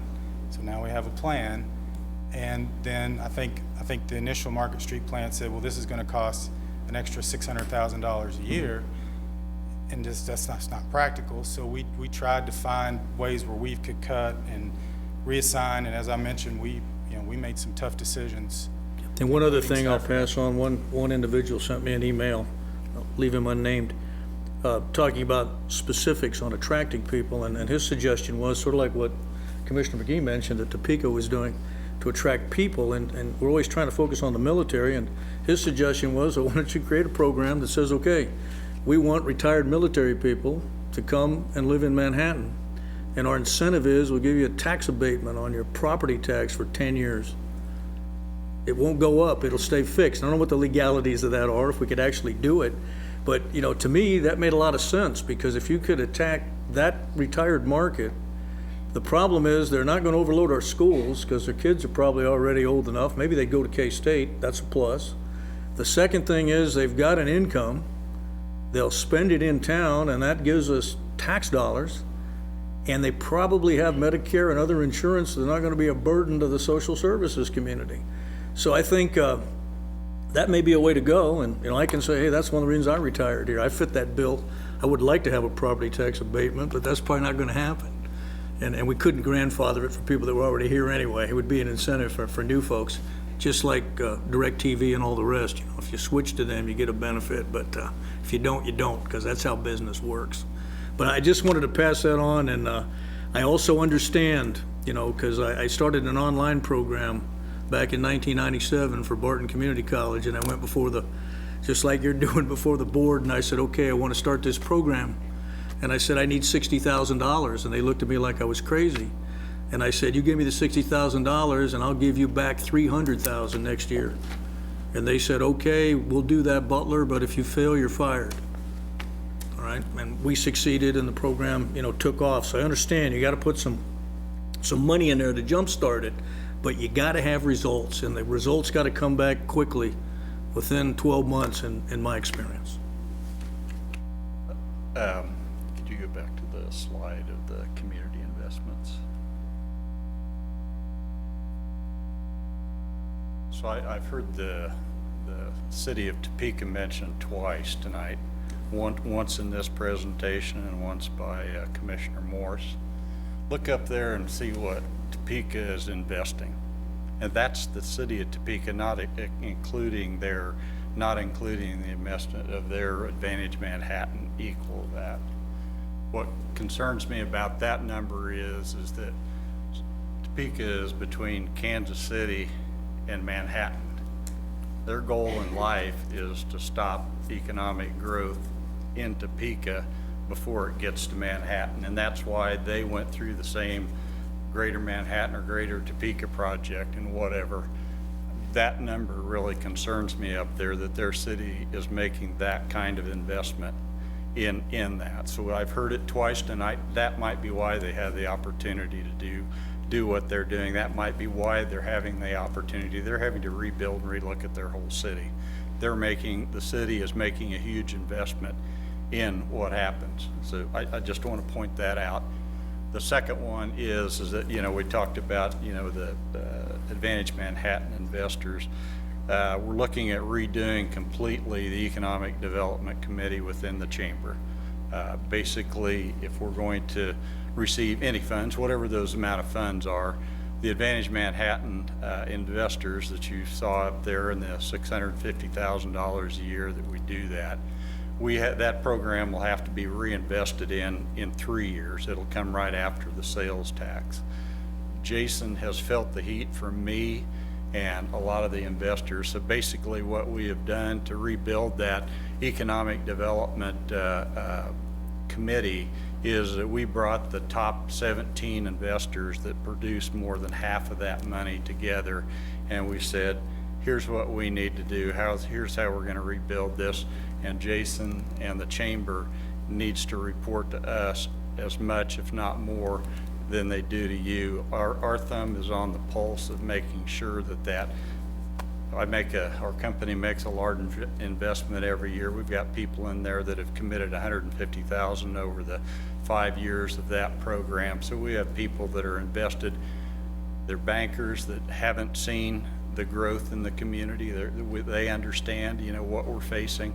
So not only are you looking at what's going to happen, but I can guarantee you that Jason is going to feel the heat from the Advantage Manhattan investors to be able to produce on this, and we're going to be watching that and helping with the process also. So I just wanted to make those 2 quick comments. So, go ahead. I'm done. Yeah, I have a few questions as well. I think initially, by the way, we do well in Manhattan because of our partnerships with the Chamber, with the city, the university, Fort Riley. The Kansas Chamber has been depleted for a while, for the Department of Chamber, sorry, just to clarify. So hopefully that's going to look a little bit better with the governor putting some people in place such as Tolan and our Trent Armbrust. So I think I see some optimism on the other end. The thing about this where I have a few questions is initially when I thought about Region Reimagine and the money that was going to be asked was also going to be dedicated towards positions under Region Reimagine. And when I read the packet, it seemed like it had changed. It had morphed into something different. So what I'm hearing tonight is one position, new position, and the rest of the money allocated to different initiatives, different goals for this. I wanted to know how you came up with like 100,000 or 90,000 or 160,000 for each of those. I mean, do you have something like optimism from classroom to career, 25,000 allotted? Like, how did you come up with just 100,000? Are you allotting a certain segment to each of those bullet points? What are you doing with that? So nearly every one of those numbers came from Market Street.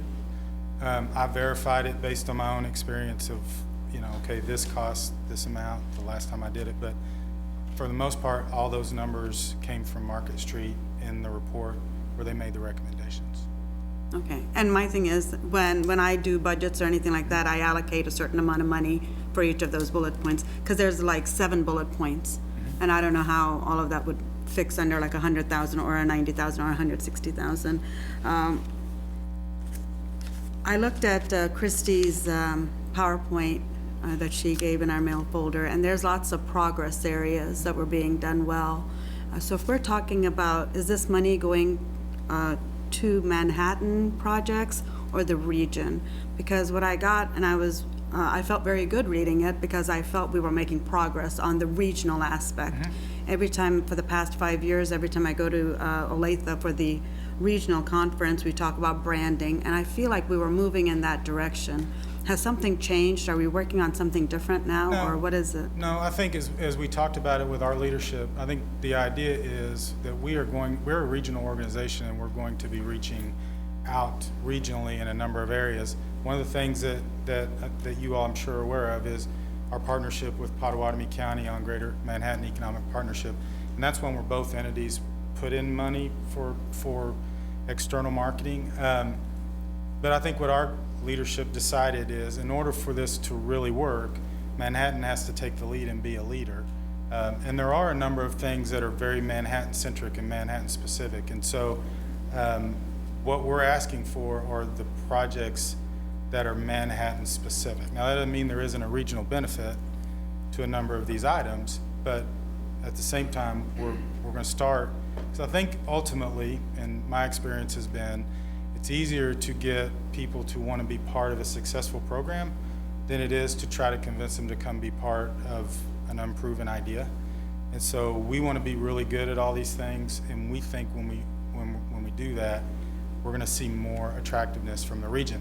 I think talent is an area where, though, it's very regional, and you can because the labor shed is broad and doesn't have any boundaries. And so Christie will be working on talent, which we see as a regional issue. Anyway, our attraction efforts will all go through GMEP. Pottawatomie County's in that. There's an open invitation to Geary County to be in that. So this is all regional. However, it's Manhattan-centric, and we have to be the leaders in that. I worry about that a little bit because we are still a Greater Manhattan project, Region Reimagined was for the region. And when we go to some of these regional meetings, there's a sense it's all about Manhattan. And when we look at shovel-ready places, I don't know how we can have shovel-ready places without including Geary County and Pottawatomie County. So the area we're talking about, we are going to have to bring those partners in. And if we don't, we're going to end up losing in the long run, because they have land where they can have manufacturing companies or anything they want if we have talent. And that's why businesses are going to come. So we can give them the talent and they can have their infrastructure in place. So I feel like that's still a key component. 500 jobs, new jobs by 2023 is what you've stated, and in the contract, what it states is by 2020 through 2025. 500 jobs seems like a lot to me in the next 3 years. How many jobs are we creating currently per year? Do you have it? I don't know. I took the historical number, which was 2,300 since 2002, which works out to about 100 a year. So, but again, that's historical over 20 years, not the last. This is more than 5, 6, or 100 a 7. year, though, right? It's 5 years. He said 2023, I thought. No, well, the end of 2023, so 20, 21, 22, so 4 years. 4 years. Yeah. Okay, it seems like a lot of jobs to me in that short amount of time. And then you said even maybe 1,000 at some point. So that seems like an ambitious goal. But I also don't want to lose track of what it is we're trying to do. Some of the things we don't have control over, such as student enrollment, such as deployments. Those are things we can't control, but that's also part of our talent as we try to recruit some of those businesses. My problem with the money is not that I don't believe in economic development, not that I don't believe in chamber things, but with the sales tax revenue, the sales tax coming up in November, I'm thinking about the projects we have right now. So when I think about North Campus Corridor, levy project, all of these things that we have to do because we've already built some of that money, we've already allotted to those projects. If that doesn't pass, I want to make sure we have enough money, because we didn't get STAR bonds. We don't know if we're going to get build grants. I don't know where the rest of the money is going to come from. So my fear is that I would rather wait until November is finished and see where we come out on the sales tax before we move forward. To me, that's my goal. If that passes, I would feel more comfortable investing, because I believe this is something we need to invest in. But I cannot forget those projects that we have, and there's no guarantee about whether it's going to pass or not. That's my recommendation for this evening. And I do want to see more clear metrics, as was mentioned. I just didn't want to harp on it as much, because I think as we move along in this discussion, we can think about how those metrics are going to be assessed. I think those discussions can happen once you realize what kind of money you're working with and the job descriptions for each of those individuals and what their goals are. Correct. We can do that. But because it's a large chunk of money and I don't know where the sales tax is going, I'm just a little leery right now about dedicating that much. Yeah, I guess just kind of reviewing where we've been, we've had, this is our third economic development tranche. The latest one allocated $30 million over 10 years. 10 million of that was for essentially taking some of the stress off of property tax. About 10 million, and is a little bit fuzzy, about 10 million was for infrastructure and about 10 million were for jobs. Now, every year, we have an opportunity to review what's been done with that economic development money. So we know how many businesses have been given what and their performance measures to date.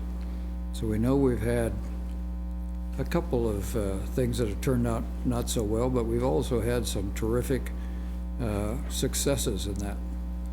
When you look at things like GTM or Civics Plus, my goodness, I mean, these guys have had hundreds of jobs. So the finding of that entrepreneurial spirit is really important. And I think where we are right now is when you look at what the city staff and the commission have done, they essentially have laid some groundwork. But just like I would do if I'm a private investor, I want a consultant because there's no way this body can come up with the kind of ideas that you've put in this paper.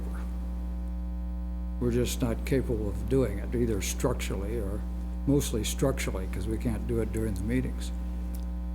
So I look at this as hiring someone who can make this happen. And I think broadly, this is an investment on our future. I don't think it has much to do with the 0.3 tax at all. I think we have to do this regardless. If we don't do it, we're gonna sit right where we are right now. And as either a private citizen or a company, if you don't make investment, you're not gonna do well in the long run. Doesn't mean there isn't any risk. I mean, that's why we do these kinds of things. And we've had the Advanced Manhattan. I mean, here are private investors. We give $147,000 a year. Look at the other cities and what they do. Look at what our private investors are doing. There must be something out there that they understand that's positive. Otherwise, they wouldn't give this money. I think one of the things we have to do is also recognize we're not going to do this in the first year. I think that just can't happen. Now, if somebody comes to us out of the blue with a proposal for a business or says he wants to hire 200 more people, fine. But we are building an infrastructure of ideas here. We're trying to build talent and we're trying to build jobs at the same time. And we only have about 2.5% unemployment. So we have to have a strategy that pulls us out of that. And I think you've got it. You're the only ones with a plan. And I think the 5-year plan that was laid out by the consultant is about right. You know, if you plotted this on a curve, you're probably not going to make much progress in the first year, but after that, you would tend to think it's going to turn upward fairly rapidly to get you to your final goal after 5 years. Because we're just not, unless it's a miracle, we're not going to get a big company right off the bat to come in here and solve all our problems. I also think one of the things that's not in here, but I think is probably on the entrepreneurial side, is outside capital. I mean, we have a certain amount of wherewithal inside the economic development format. We have some within our private investors in the city of Manhattan, but there's also a link to folks like Advance the Rest, you know, which is focused on the middle of America, not the coast, and is looking for ways to invest in entrepreneurs that exist in this part of the United States. So, you know, there comes a time in the life of a company where it needs a little more cash, arguably, than we have here locally. So I think that's another piece of the strategy we probably need to weave in there. It may be in there, it's just not evident. So I'm a strong proponent of this. I just believe in these kinds of investments in order to get us to where we need to be. I think the alternative of sitting still is just not going to work. That's what we've been doing for a long time. A lot of us have sat at the same table and argued about, let's go down the path with Region Reimagined. It's a great idea. And it doesn't mean that we're going to foot the whole bill for the whole region. I mean, when we went through this process, one of the things we said is we're going to have a Region Reimagined of ideas. Each one of the communities is going to have to fund its own particular portion. Now, it doesn't mean that we're not going to help out in some ways, but this is Manhattan. So I'm for it, and I think we need to make this investment right now and not wait any longer. I do support the proposal. I think we have to go forward, and I want to be sure that this is something we can do. We, the city and the community, have put a lot into the Region Reimagined, and it's been a year in the making and another year now since we've, not quite, 9 months, kicked it off more or less. And we're assembling the staff, assembling the resources, and I appreciate the analysis that by the second year we'll start rising beyond investing in it. So I'm enthusiastic about the future, and I just believe we have to do something, and this is what's in front of us, and it seems like the best plan that certainly that I can come up with, and so I'm going to support it. Can I make one quick clarifying comment as this discussion's happened? So one thing that I want to say is I'm not against giving a substantial amount of money towards economic development. I think the last time you were here, I told you I was frustrated that we had $6 million sitting in a pot that wasn't being used. One of the things that frustrates me as an elected official is I feel like a lot of times I fund things that end up getting put on a piece of paper as a good plan in theory, and then they get dusty. And that's one of the things that reading through this, and again, it could just be for how it's presented, is that's what it feels like a little bit to me.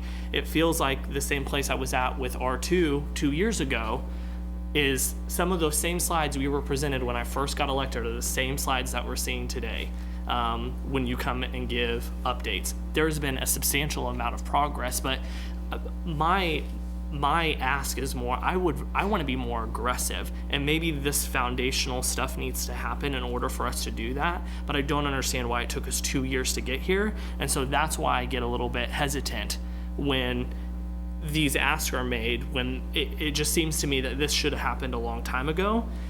Topeka is funding $2.5 million, I think, because I have seen them get presented substantial plans that say, here's a program that we could do that, and here's metrics that we could track on it, and that gives the city commissioner and city council something to fund. If you came back and said, let's fund a startup center, we think this would be a great idea, and here's why, those are things that I want to do and get excited about. This seems to me just have a little bit of a flavor of a few plans that are going to sit on a shelf and get dusty, and that's why I get a little hesitant about it. It's not because I don't buy into the city funding economic development. I just don't want an actual substantial program to take another 2 years for you to come back and ask the city for economic development funding. Also, I'm not against the land and expand or business retention. I work for a company where I'm a beneficiary. I get a paycheck every 2 weeks that benefited from that. It just seemed like that seemed to be our main and only strategy for a long time. And it should still be a strategy, no matter our only one. So I'm not against giving economic development money. I just don't want to give it so that we can make documents that don't have much that come from them. And thus far, since I've been on the commission, it seems like that's largely what has happened. Mayor, can I make one brief comment? Sure. And I appreciate those comments. I would defend the chamber a little bit, is that we're going through tremendous transition. So while I understand it's been 2 years, I just passed my 6-month anniversary. So it's, I agree with you 100% in terms of that we should be doing other things, and I can, in my history and other places, I can show you where we've done those things, but it's hard to kind of move forward with uncertainty about resources. I totally understand, and that's not to say that Christy and yourself haven't had a tremendous impact, and I realize there was outside forces causing some of that, but with that being said, when we fund social services every year, one of the things that the advisory boards look at is, there was turnover at leadership, they didn't produce the same results that they did, and we don't usually cut them a break. We usually cut funding from them a little bit. And so as a person who's allocating taxpayer funds, I'm going to hold your feet to the same fire. And so it's not that I'm against economic development money. I want us to be more aggressive. And some of those other items, I want some more metrics tied to tracking, but I'll buy into the fact that this is foundational money needed to get to that place. Okay, at this point, Jason, let us take some public comment, and then we'll ask you to maybe come back up. So at this point, I'd like to hear from the public. So just on this item, if you would, and we have a chance to go to the other items as we get to them. So any comments from the public on this particular item?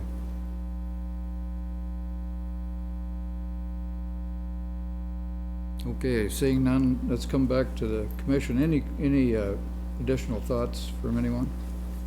Yeah, I understand at least at least the mayor and Commissioner Morris are, all for the program, so that's by 2 yes votes. My main concern is, I just don't want to write a blank check for 5 years. And I can go along with, okay, let's give it a shot, because I understand you have to invest money to make money. I get it. But I don't want to write a check for 5 years and $2.48 million. I can see doing it for one, and they say, come back and re-justify your case. And there'll probably be a new commission up here anyway. So, you'll have some new faces that you'll have to justify it too. But I can go that far. But Yeah, sorry. Oh, I just don't think that we commit funds that far out. I think that we accept the proposal, and that is a statement of our intent, but a future commission can also intervene. Pardon? Yeah, the agreement, I know. But the financial reality is, just as we talked about at a recent meeting also, about the out years. I mean, I believe I'm ready to commit to the 5 years. But because I think that this group has to plan and they have to marshal the resources in order to be effective. And I'm looking forward to those results. I think what Jason's starting to show is that the agreement certainly suggests that it's a 5-year commitment, because it's kind of what are the amount of funds that we can contribute to this effort and to this strategic plan that certainly we've been a part of. But obviously you can't bind future commissions in that regard, but we're saying want to reserve that amount in the funds based on this commission's intent, subject to annual appropriation. So that's really what the agreement terms are. You said that much better than I did. Thank you. Yeah, so, like I said, I've always been very supportive of the chamber. I mean, we've dedicated money to the projects, to the consultants, to NBAF, to everything. So this isn't a us against them kind of conversation. My piece is, I feel we need to wait till the November election is over, because we already allotted money from the City University funds for the North Campus Corridor. We've already allotted several of our own funding sources for the North Campus Corridor. I feel we need to have those EcoDevo funds for the North Campus Corridor if sales tax doesn't happen like it should in November. So I just want to be cautious. I never want to think something's going to happen. Often I've been wrong plenty of times, because I thought for sure it's going to happen, and things just don't turn out that way. So when we have the levy for $10 million, North Campus Corridor coming up, Aggieville development, all of these things that are coming up, I just want to put pause for maybe a month and revisit. That's my intention. I am completely in support of doing something proactive for our community, and I think this will benefit the region in the long run. And we have a long history of good partnerships, and I want to continue that process, and I want to be a team player in that partnership. But like I said, I just want to pause for a month. That's where I stand on this issue this evening.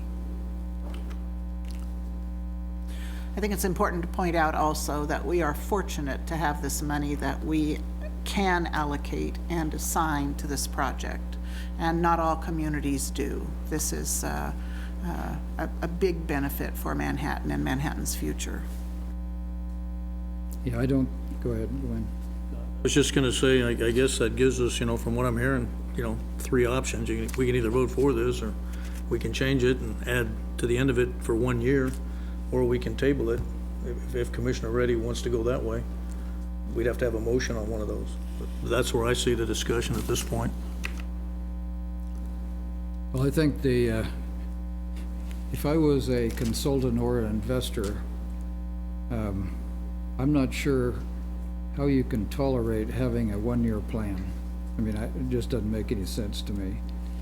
They've also provided a couple of slides in here that were at the beginning, so I hope we didn't miss them, but it talks about retail sales and new homes and jobs and things like that. So, when you think about, well, what's it done for the city so far?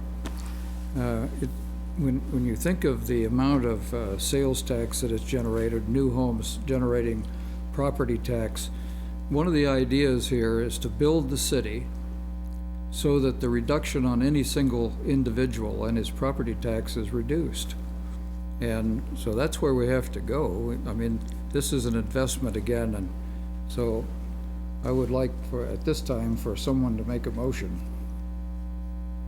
Mayor, I move that we approve the request from the Manhattan Area Chamber of Commerce for additional economic development funding and authorize city administration to finalize and the mayor and the city clerk to execute the expansion of the economic development agreement with the Chamber of Commerce. Can we get a second?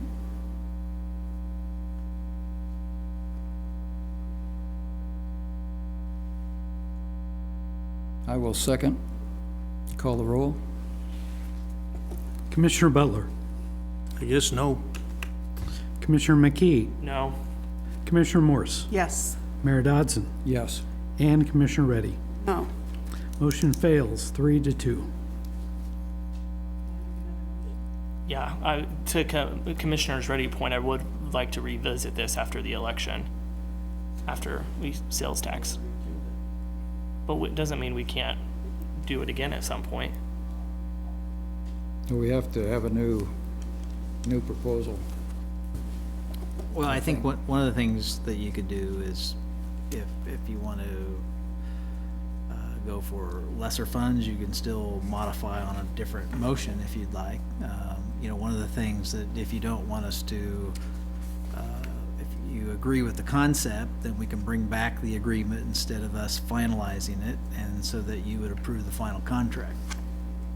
We'll be bringing that contract back with their other CVB and other component contracts for your review, military liaison, and so that's certainly something that we could do if you want to shore up some of those aspects of it, so that you would have final approval of the contract and determine whether or not the differentiation I'm hearing is versus multiple years versus 1 year.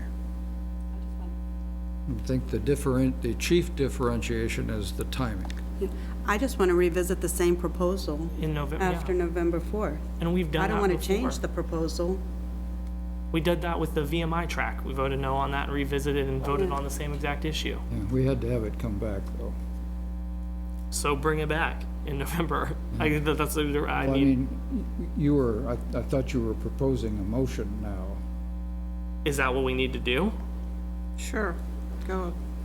I think it would be good to give them some direction. The current one Yeah, so didn't pass. I understand it right now where we are. We had a vote, it failed. The sense then, the fallback sense, is that we bring it back before the commission as soon as possible following the election? Yes. Is that fair enough? Yes, Okay, the same proposal. yes. So does everyone concur with that course of action? Well, let's put it informal. I move that this proposal return to the commission for consideration at the first legislative meeting after the election on November 5th. Second. You have that one down okay? All right, you can call the roll, please. Commissioner McKee, Yes. Commissioner Morse, Yes. Mayor Dodson, Yes? Commissioner Reddy, Yes. and Commissioner Butler. Yes. Motion carries 5-0. All right. Thank you very much, appreciate it.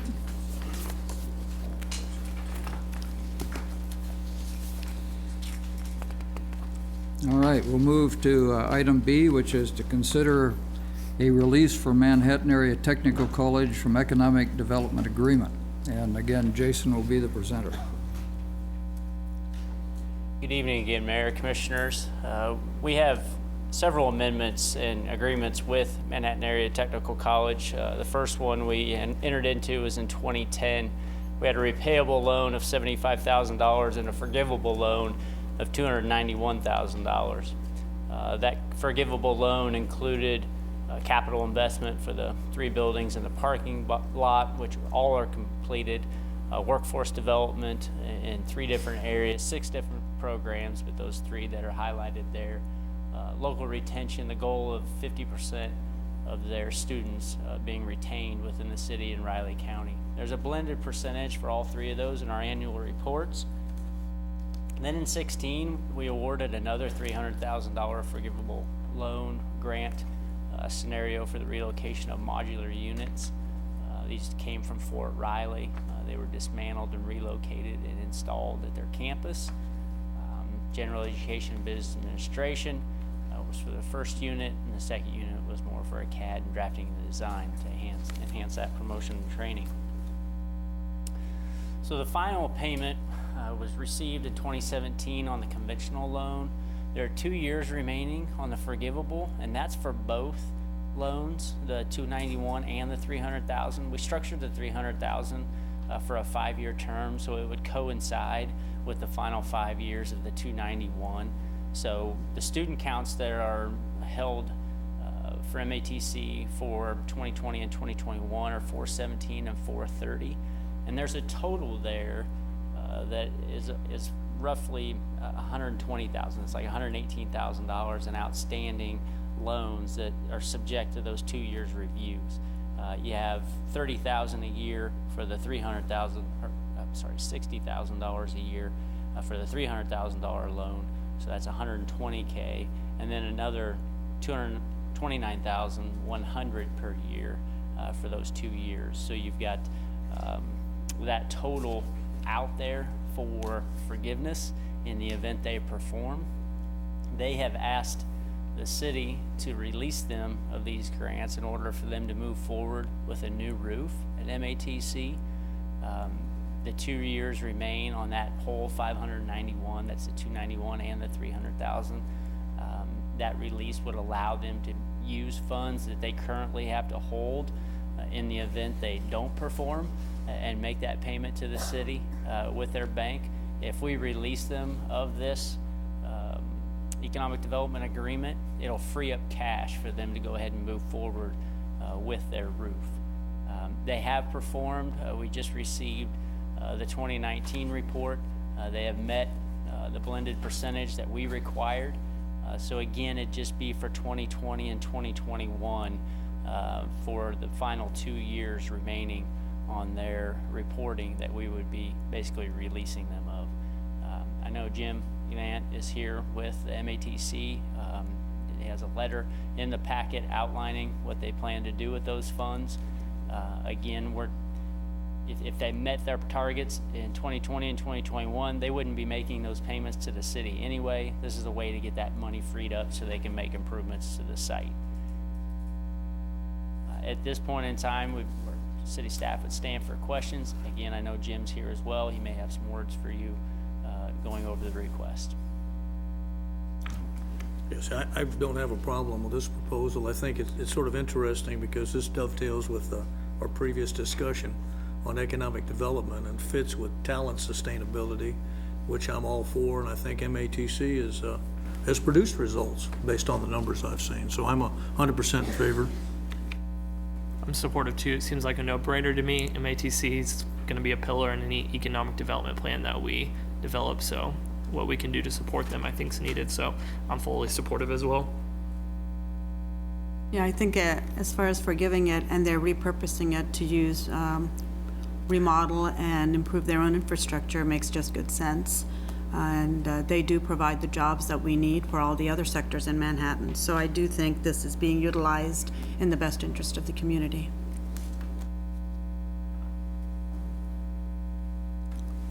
Okay, well, let's ask for a public comment on this issue. So anyone having a comment on the MATC release and use of those funds for fixing the roof and the air conditioning?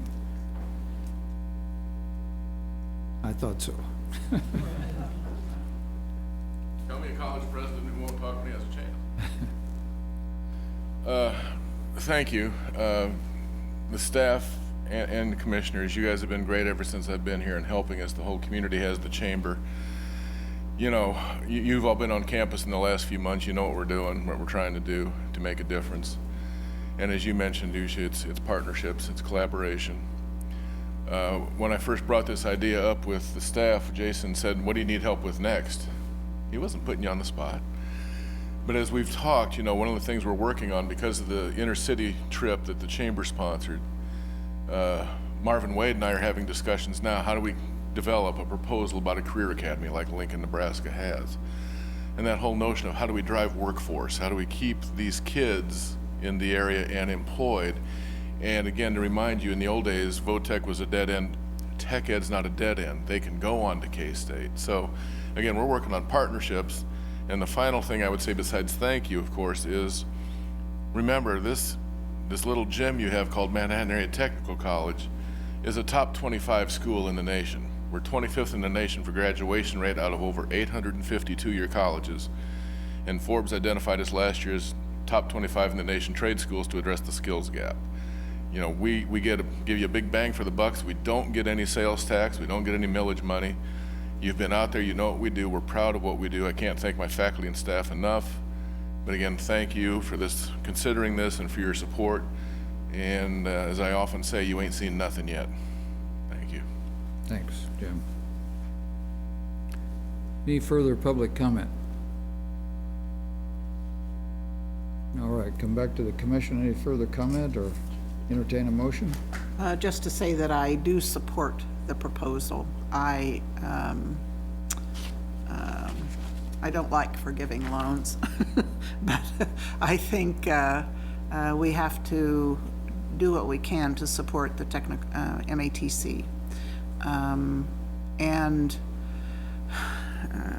So I would like to be sure that in our materials, it's clearly stated exactly how much we're forgiving and how much the remainder is, because I had to ask clarification for that earlier. So it's so that it's really clear.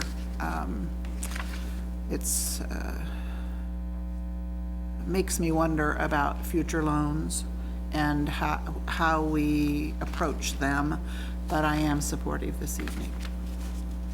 Just one quick addition. Ideas like a career academy or the concrete economic development proposals that I would love to hear more of that haven't been coming to us in the last 2 years, and that's exactly what I'm talking about. Thank you. All right, I'll make the motion that we authorize the mayor and city clerk to execute a release for Manhattan Area Technical College, MATC, from their existing economic development agreement. Second. Call the roll, please. Commissioner Morse, Yes. Mayor Dodson, Yes. Commissioner Reddy, Yes. Commissioner Butler, Yes. Commissioner McKee. Yes. Motion carries 5-0.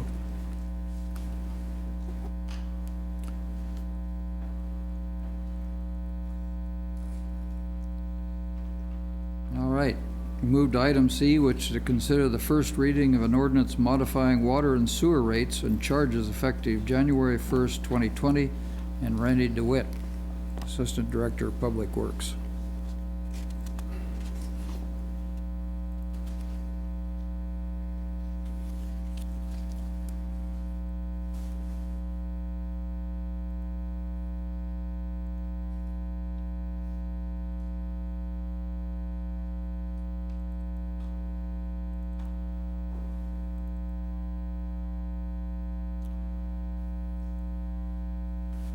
Thank you, Mayor, Commissioners. Been asked to make this really short, so I'm going to assume that you guys have read my 26-page memo and went through the slides, and I got to get home and make a dessert for the United Way dessert auction tomorrow, so if you have any questions, I'll get through this pretty quickly. So just to really a recap of the July work session and some of the items we discussed, and some of the comments that I received from the commission at that time, and for more information. So just a quick summary on the water. In July, when I presented an update through June at that time, we were obviously projecting to be short on water revenues with the hopes that maybe we'd have a nice dry hot summer. That obviously didn't work out to our advantage for generating revenues. So through August, we're still 22% down from average as far as unit water sales. Provided some numbers here about where we generally projected the 2019 budget as far as units sold and where we're at now, or where I estimate that we're going to be by the end of the year, based on numbers through August, plus adding comparable numbers from the final quarter of last year. And so right now we're projecting to be about $1 million short in water revenue. That's not good, but at least on the water fund, we're able to absorb that. So our recommendation is to continue with that 5% planned increase that was proposed with that 3-year rate phasing from the cost of services study. So on the wastewater side, just to recap about what we saw in July at the work session and where we're at now. So of course, we talked about the winter quarter average declining. Between 2018 and 2019, we declined 2.3% as far as the consumption of residential sewer. And since 2015, we saw about an average of 2.6% decrease every year, even though we have a slight increase in our customer base. Our fund balance that I presented at that time was, if you look at the bottom line, that's where we stand to be based on current conditions and factoring in an increased general fund transfer that happened in 2018 to 2019, assuming that continues, and then the projected fund balance if we move forward with the recommendation of staff to make a corrective rate change to our minimum charge and unit charge in order to generate an additional $1 million of revenue in order to shore up the fund and the fund balance. As what got brought up earlier, what happened this summer with the emergency sewer repairs that are ongoing, the sinkholes, those are exactly the kind of things that we try to plan for and ensure that we have adequate funds in case there wasn't an option to go and bond this type of project. It would have put us in a pretty bad position for the projected beginning fund balance in 2020. We'd have went from $2 million to $1 million in a hurry. So kind of further justifies why I came to you with this request. So in just to look at 2020 and where all those lines diverge, yes. All of the greenish brown color that then goes up to the right and meets at 2025 is essentially adding $1 million a year, as you put on your other slide, right? And of course, there's some assumptions that go along with that we don't have a drastic change in winter quarter average. Again, we changed our projection in the future to accommodate a -1% growth in consumption. So that factors in roughly 2.5% decline in the winter quarter average, plus slight growth in commercial and slight growth in residential as far as the number of customers. So that's our attempt to be a little more conservative with how we project revenues in the future. And of course, barring any significant deviations from our CIP or items such as that.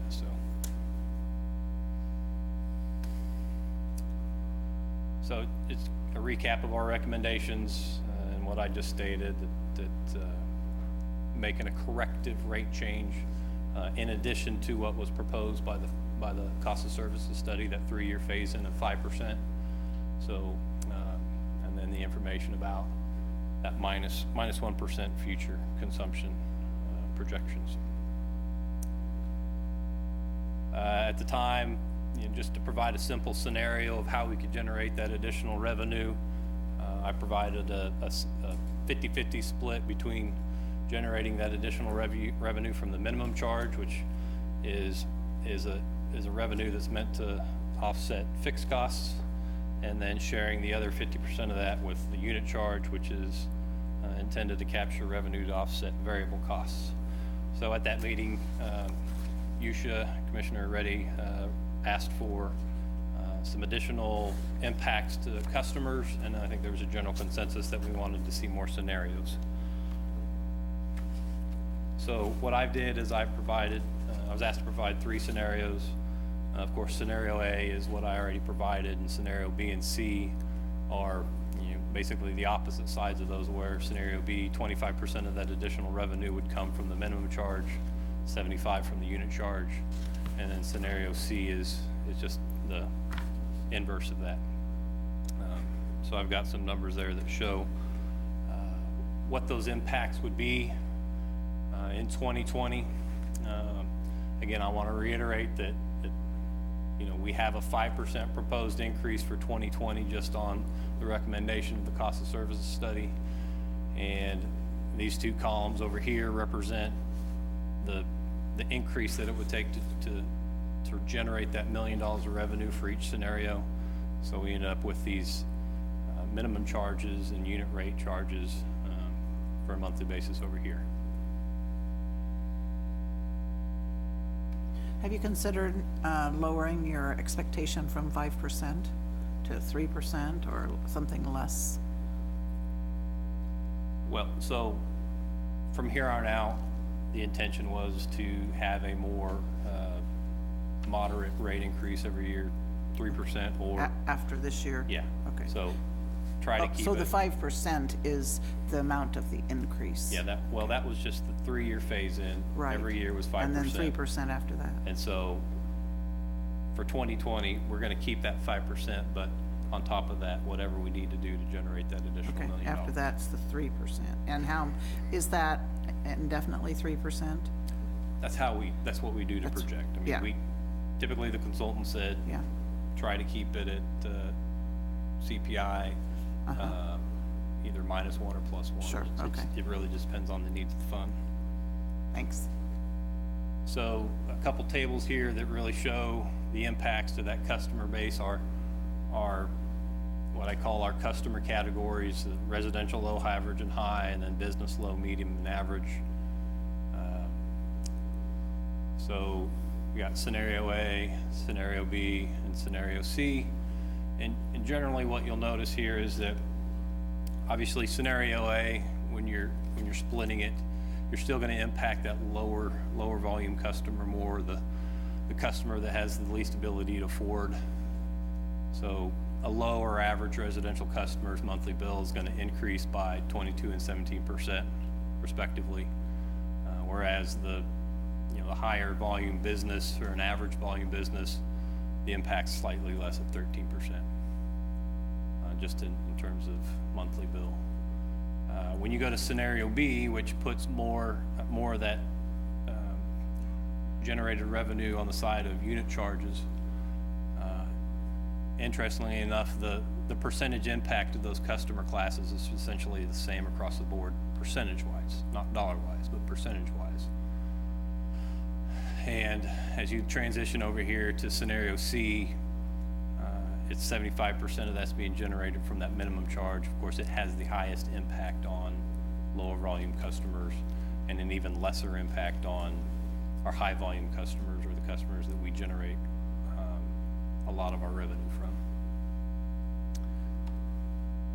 So specific customer impacts that I was asked to provide, a lot of information here, but just in general in your package, you'll see that we started with K-State. Their main campus, of course, on water and sewer, they're our biggest customer. And then there's a line there for all USD 383 sites. Some of our nursing and Via Christi Hospital, they're in there. Some of our larger residential customers, the mobile home parks, and some of our larger apartment complex that are generally master meter by 1 meter, and some businesses that were brought up in the stormwater analysis. So across the board, we got a variety of businesses that I showed, from Walmart to Old Chicago to the funeral home, and then some of our industries. So in general, as I mentioned,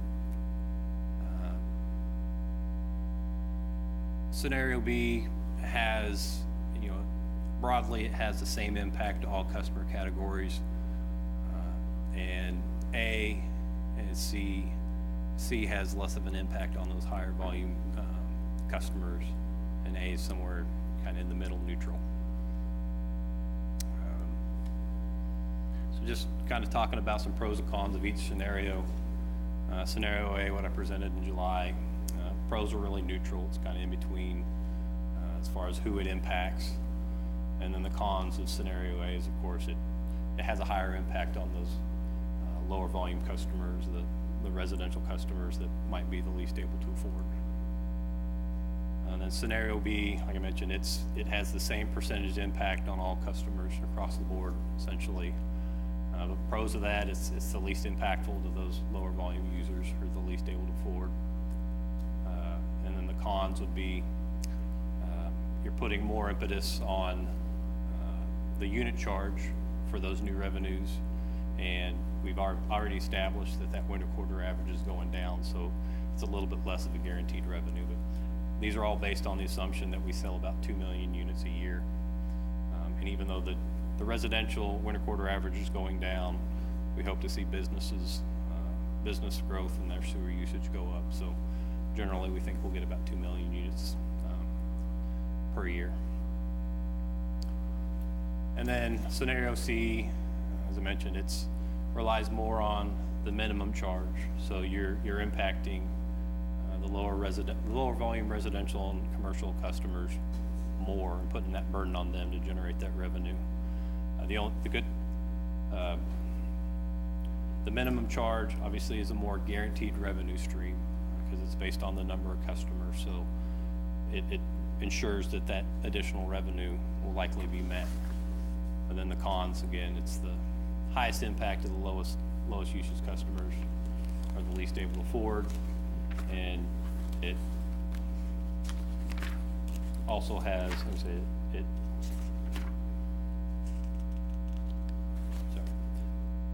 going back to B, I was going to mention that one of the cons on B is that, like I said, it does impact our highest revenue producers, those high volume customers.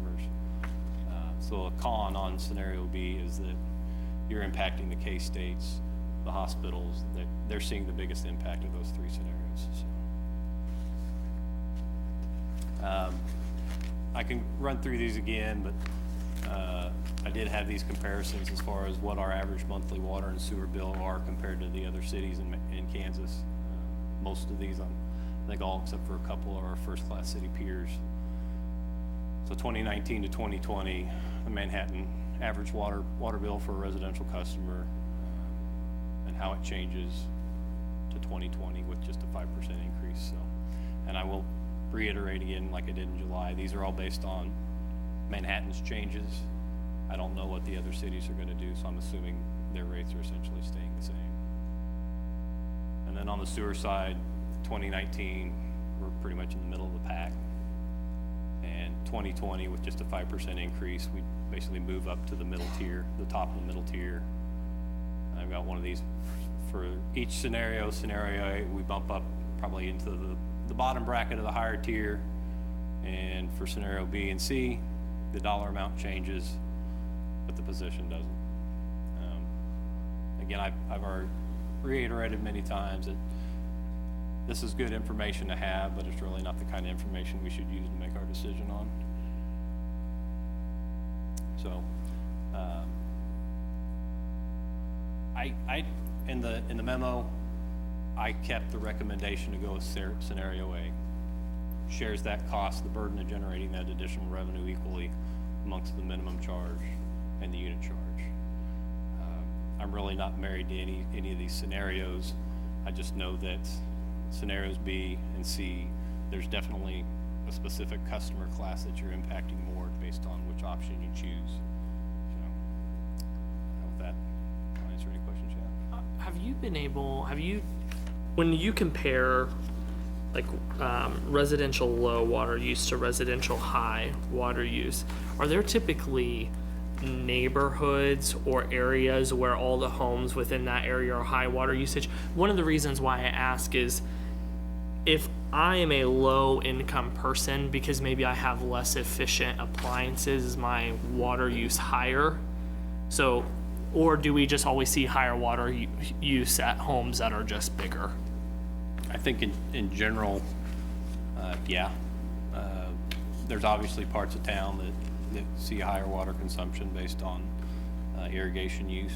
But as far as sewer use, I would say it really just depends on the size of the family and whether they're cognizant of water use and water conservation. So I don't think that changes a lot demographically as far as where they're at in town. Okay, so, okay. There You- really you isn't. You make a good point. I mean, yeah, one of the things that we focus on as far as why that winter quarter average is dropping is because of high efficiency appliances. So it's easy to think that older parts of town would likely have older appliances that aren't as efficient, or Yes. plumbing fixtures that aren't as efficient. Hasn't been updated. I guess that's what I was trying to suss out a little bit, is the people who set in the residential low in scenario A that would have the biggest impact are those people that are generally also not as well off in our community, or are those higher end neighborhoods that have more efficient appliances. So You know, the scenario C is obviously the best for ensuring that these changes generate that additional revenue. Unfortunately, it has the highest impact on those that we really don't want to impact. thank you. I wanted to say, a lot of great data in these charts, good work. I appreciate that, a lot to take in. I want to highlight, this annual general fund transfer, which has gone up substantially this year. And I understand that the water department does not have, its own HR and finance. And that is, I guess, what it's supposed to cover, is what my understanding is, the support from general administration. But it seems to be high, and some people have sent me emails saying, are we using that annual transfer to subsidize city operations? And this is supposed to be an enterprise fund, and we shouldn't be doing that if we are. And so I don't have 100% confidence in that number, especially looking at your chart. It's been as high as 73,000 in 2018. It was 71,000 in 2014 on that one chart there on top. And now it's 381,000. So we were either wildly wrong in previous years, or we really jacked up the numbers, and I guess that's what people are looking at. And I think that, these being enterprise funds, we really need to be real transparent that is an actual cost that should be borne by that enterprise fund. I mean, there are some parts of this that are unique to last year with, I believe it was some of the funds that we used to help offset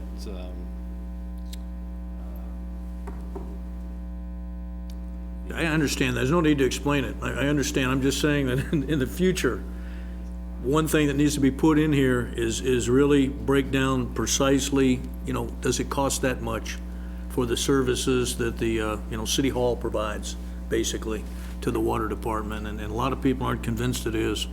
And I don't have any basis. I haven't dug into that to see if it's a valid number or not. But next time we talk about water, we might want to expand upon that. and this is a aspect of this I don't have any control over. That's set by everybody else, so. I want to make one other comment. I like the scenarios you laid out, and it gives a different cost. I would prefer to go with scenario B. And the main reason for that is I've always been a proponent, this being an enterprise fund, that you pay for the units you use. So, if I buy 10 bottles of water, I pay for 10 bottles of water, and I don't want a minimum charge. But I realize there's got to be a minimum charge to cover some overhead, which is constant. And so I prefer the split there. I know that puts a little bit more on business. The other scenarios, I think, favor business a little bit more. B, favors some of those folks on the lower end of the pay scale. And that's another reason I prefer that. So I don't have a problem with, the motion we've got here, except I would change it to say scenario B instead of A.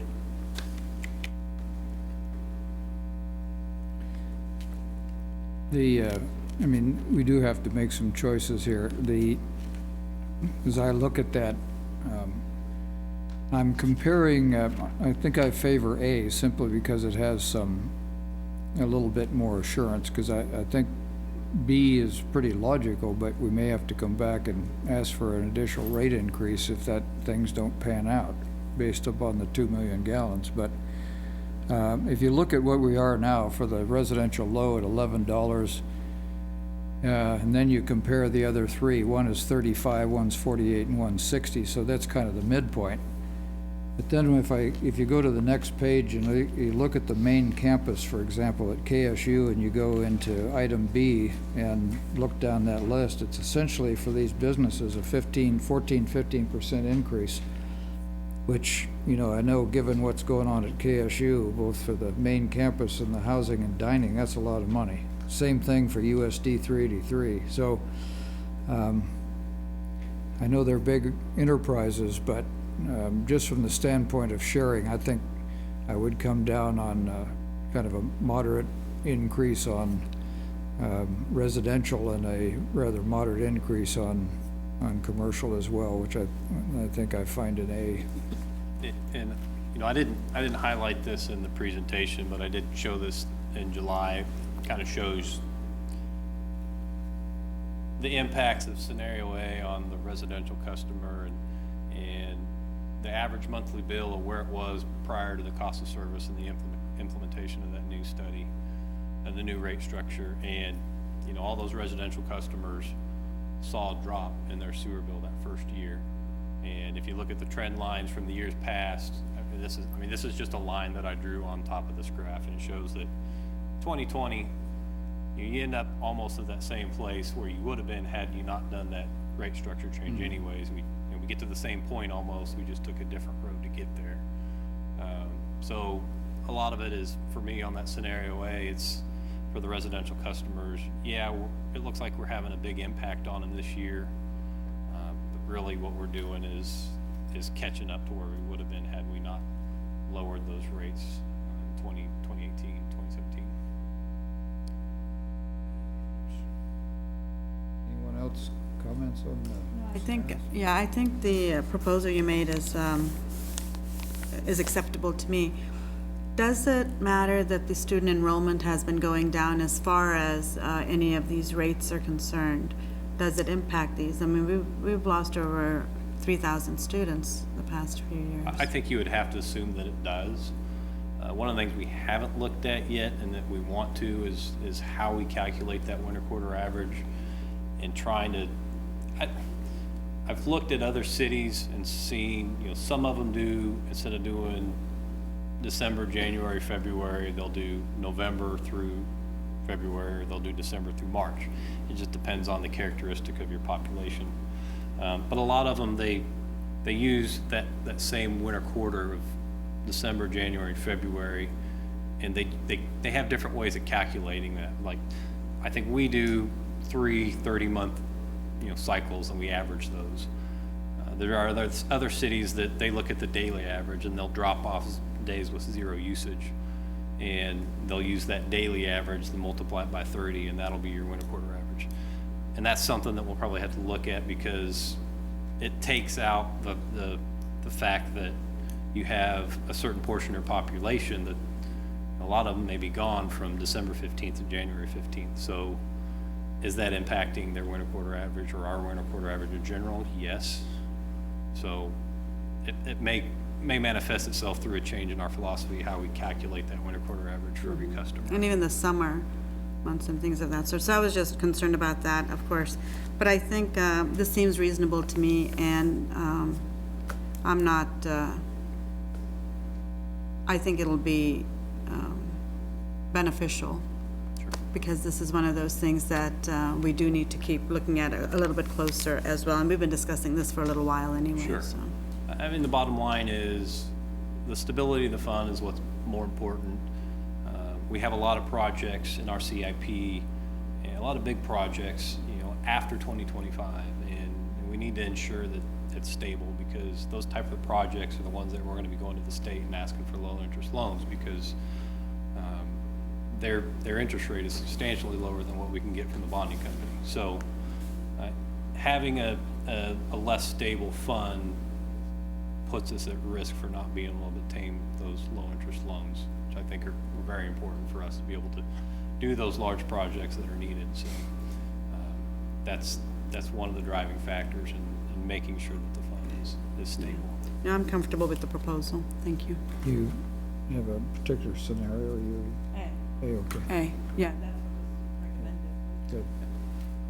Yeah, I'm also comfortable with scenario A. The only concern I had was making sure that we move forward with a plan that didn't affect as big of an impact on low-income people in our community. But just because you are a low-income user of, or a low user of water and sewer doesn't necessarily mean that you're low income. And one of the things that I wanted to point out on, and again, thank you for providing all of this data, as Commissioner Butler said, there are 3 mobile home parks on there that are significant users of water resources in the community. So I'm sure the one that I live in, and there's another one not listed on there, are probably not far behind either. So seeing their increases laid out just like K-State, it's pretty substantial if we go to any other scenario. So I think I am comfortable in following the recommendation of scenario A that city staff laid out. I think it makes sense.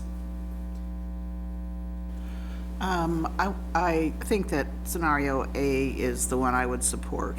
I want the stability of the monthly bill, but I also want people to be charged according to their usage. And if I were to choose to find a way to conserve, then I'd like for my bill to reflect that I was a good steward and was a moderate user. So A is 50-50, and that resonates well with me. Okay, you hold on just 1 minute. We'll ask for any public comment on this item. Okay, seeing none. Any additional comments? If not, we'll entertain a motion. I'll just say I understand why everybody likes A. I'm still gonna probably vote no, not because it's a disaster, but I like B, because I've said for years when we discussed this that, the unit thing is how it's got to be. And I also believe that while that does make it a little bit more insecure, as you well pointed out, that the management's got to figure that out. That's how the marketplace works. And of course, the temperatures are going to change, and how much people water, and how much it rains in a given year. But I shouldn't be charged some flat rate because it makes it easier for the water department to operate. I need to be charged for what I consume. And so that's where I'm at there. And to me, it ties into, I hear a lot of people say, hey, what about affordability in Manhattan? This is affordability, your water bill. And of course, what we're doing is we're saying, okay, let's go with A because affordability is not as important as making it easier for the water department to operate. And that's a very pessimistic viewpoint. Well, and I didn't have it up here, but in July, I showed you what I thought that, that affordability index would be if we went with that scenario. And we would talk about 1 is considered affordable. I think I looked at affordability index being like 1.08 or something like that. So you're still what we would consider affordable. I would also point out that that's definitely not the assessment that I made either.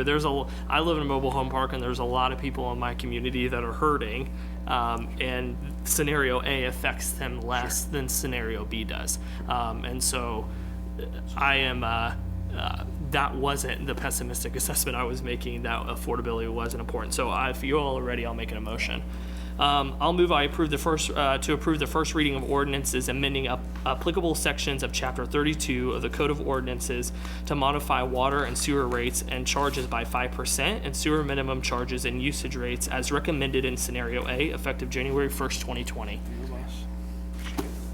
Have a second? Second. Call the roll, please.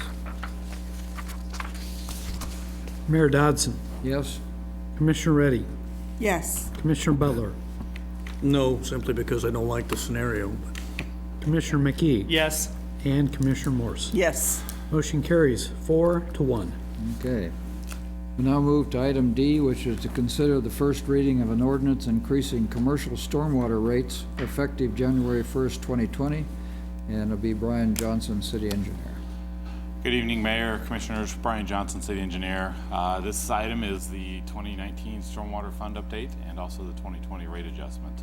If you recall, back in July, we talked about the cost of services study and the 5-year flattening that we were right in the midst of. Actually, we've gone through 2 years of that. This would be the 3rd year of that five-year rate flattening. So just a little bit of background, and I know I went through this in July, so I'm going to try to keep it short also. 2018, we went through a 5-year rate flattening program, was implemented per that cost of services study recommendations. Goal of that flattening program is to get both commercial and residential to 755 equivalent units by 2022. And the goal of that is to, if you recall from the cost of services study, there's 2 problems with the water, or with the storm sewer fund. One was the equitability between commercial and residential. Residential was paying about 40% more than commercial on an equivalent unit basis. Also, the program was underfunded for the items that were listed in the CIP in the out years. We couldn't achieve those projects with the current funding. So we did 2 things. One, we looked at the equitability, and that's where the flattening program comes in. And then 2, also what that 5-year flattening needs to be in order to achieve those goals. 2022 or 2020 will be the 3rd year of the flattening program.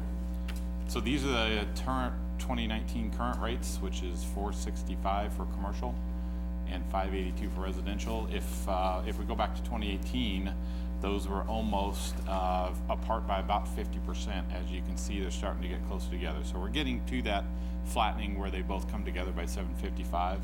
The 2020 rate, which was the 3rd year of the flattening program, has commercial at about 547 and residential at about 634. So that growth rate in residential is less than commercial, trying to achieve that flattening by 2022. As you go out then to 2022, then here's your 755 rate where they meet, which is what the cost of services study was indicating. So our fund balance back in July, this delta here, this red area between the recommended and the future projected 2030 fund balance was a lot closer together. It's actually separated a little bit. Quite a bit of that is due to just this summer and the kind of funding that we spent based on the scenarios we were looking at the Blue River, and also recently with the flooding down on 3rd and Kearney. Both of those projects are identified in the out-year CIP, both the levee and a large storm sewer project on Kearney to help eliminate some of that flooding. So our peer cities, when we look at what other cities that we're in the same peer group with and what they're doing, we have a 2020, so this is our proposed 2020. These other cities are actually their 2019 rates. They're also going through the same thing we're going through right now, talking about rate adjustments for next year. So even comparing our 2020 rates or proposed 2020 rates to their 2019 rates, we're still the lowest in the state of Kansas among our peer groups. As you work down the list, you'll notice that they start coming together as you get further down. That's because their equivalent units are less as you get larger. They don't have the equitability that we're trying to achieve. But also it's because some of these cities have other ways that they fund stormwater. Wichita, for instance, has 2 mills, property tax, dedicated directly to stormwater. So on a box store, it's about $1,000 a month on a box store. Overland Park has 0.961 mills, about $500 a month for a big box store. Lenexa also has a development surcharge. So there's different ways that people fund these, but they all boil back to an equivalent unit system. That's the base of everybody's funding and the way that everybody charges fees. From there, there's all sorts of exotic ways that they add fees or take fees away. So those 2020 non-budgeted expenses, which led to this gap growing,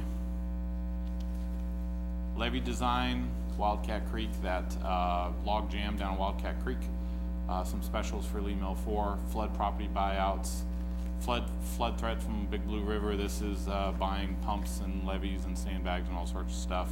And then the Bertrand box, which we're guessing is about $150,000 repair. I'm sure you've all seen that. That box is quite old and it's not in real great condition. In fact, we're going to TV it this summer to get a better idea of what kind of infrastructure issues we have there. These all boil back to what Randy was saying earlier, and what I'm going to say now is these funds have to have reserves, because we both, Randy and I, have tens of millions, if not hundreds of millions of dollars of infrastructure out in the city, and that infrastructure is getting older by the day, and it's being tested. So the reserve funding, that's why we come to you and talk about reserves. This is why, so that we have those reserves if we do have problems. So future projects, what are we looking at doing in the future to help alleviate some of that flooding that was identified in the downtown master plans? South Downtown Interceptor, actually you we came to you about a month ago, bought some easements to get this project going. It actually bids here within the month. That was the #1 project identified in the downtown master plan. That picks up, or the goal here on the right, intercepts water at 6th Street, carries it down to 4th and Potawatomi, down to the outfall down there, and then into the Kansas River. The goal of the downtown master plan is to take water off the Pretty Ditch. We know that that ditch is over capacity. We know it's got problems when it rains, whether the gate's open or closed. We know that a 2 to 5 year storm event is going to fill that. And so the goal of that master plan is to take water north and south, take water off of that ditch system. TCB North Channel project, this is another project identified in that master plan. Again, the goal is pick up water north of Bluemont, try to get it north and get it into the Blue River Basin, get it out of the Pretty Ditch. South Manhattan Interceptor, this is actually a 2020 project that was approved in the CIP. That's a large interceptor, starts at 14th and Points, runs down 14th Street or South Manhattan down to Wildcat Creek. Eventually that project's gonna go all the way up to 14th and Bluemont. It's gonna pick up water out of Aggieville. It's gonna pick up water coming down from Bill Schneider Family Stadium. That's where that water originates from. This is the first phase of that. There's another phase in 2025. Casement Road, this is actually a TA grant that you're gonna be seeing October 15th. We're gonna ask to apply for a trail grant on Casement. Part of that trail grant is connected to this Casement Road 2021 to put some pipe in the ground out of Casement, level that ground, put a trail on top of it, go to that 3-lane section. That's a 2021 project. 2022 is... Where on Casement? From Allen all the way to Brookview where it ends today. North, okay. Yep. Thanks. You'll actually see that October 15th. You'll see that TA grant. Kearney Street is actually the second phase of this TCB North project. That will run a large box structure from 3rd Street up Kearney, trying to get to North Manhattan to help pick up some of that overflow coming out of Campus Creek, coming off of K-State University. 14th Street, this is the second phase of this South Manhattan interceptor. That will go from Points all the way to Bluemont, and the goal of that is to intercept water coming from 17th Street, coming down Anderson. I'm sure you've all seen the pictures of people, you know, kayaking, canoeing, wakeboarding, jet skiing, whatever on Bluemont. So goal is to try to intercept some of that water and get it down to South Manhattan. Then we got the Middle Kearney project in 2026. So as we look at those out years, as we look at this, we need to start thinking about ways that we can stabilize that. And this is a long ways out. You know, we don't show going red till about 2027, and then it's only about a, you know, $200,000 delta, not a huge number in 10 years. But there's certain ways, or there's ways we can look at doing that. Right now, we have budgeted 3% increases annually from 2022 to 2030. So after that 5-year flattening, we'd go to a 3%. That's what we have in our forecasts. Maybe those need to be larger, and we can certainly run those scenarios as we get closer to that 2022 range and get an idea of what that number should be. We could add a 6th year to the flattening program, then go to 3% after that. We could also add a monthly surcharge, and actually Wichita, Topeka, there's other cities that do that. They have a flat $2, $4 a month, whatever that number would be, in order to flatten that rate as you get into the out years. We could also do a development fee or a connection fee.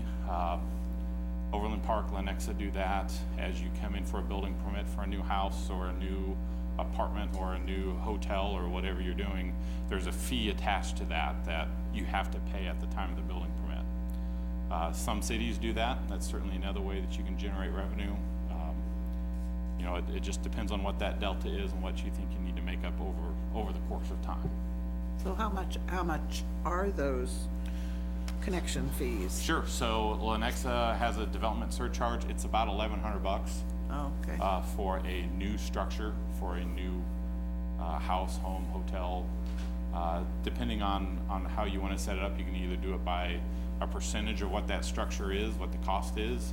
You can do it by a percentage of how much paved area they have. So it would incentivize going to less paving, going to more green areas.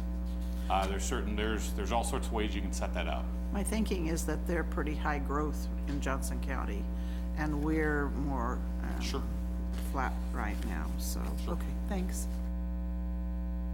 So those are the 4 things that we can look at. We'll certainly start looking at those next year and into 2021 as we get closer to that 2022 number. We also, we're gonna bid about $7 to $10 million of projects in this fund. And, if those bids come in favorable, this delta probably gets a lot smaller. We have an estimate. We think that we're in that ballpark. But, when you're talking about $10 to $15 million of projects in the next 3 or 4 years, even if you have a 5% saving, that's $1.5 million. If you have a 10% saving, that's $3 million. So there's a lot that's gonna happen between now and when I'm back before the next commission in next October. For now, I think that we continue down that flattening progress, get the year 3 done, and then next year we start looking at those other options, should we need to. With that, I'll We stand for only questions. know, what we see here is that the people that pay their bills pay for the improvements but these other communities have a mill levy dedicated to them. Some of them do, yes. Wichita does and Overland Park does.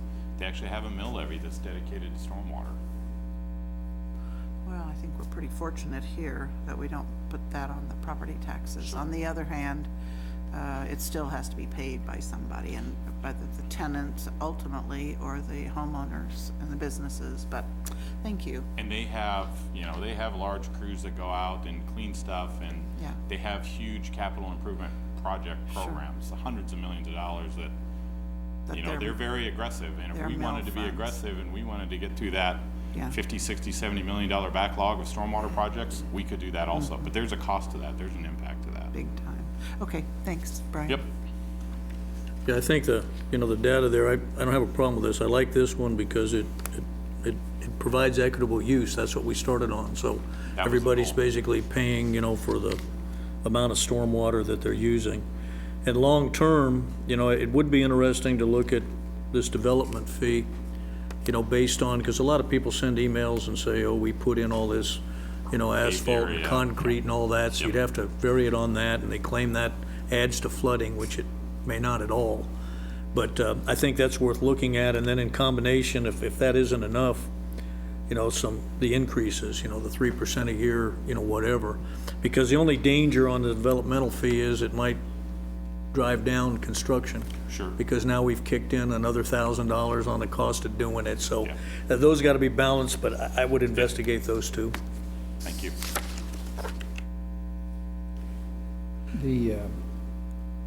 What we're deciding tonight, if you looked at that chart, is basically the left-hand side.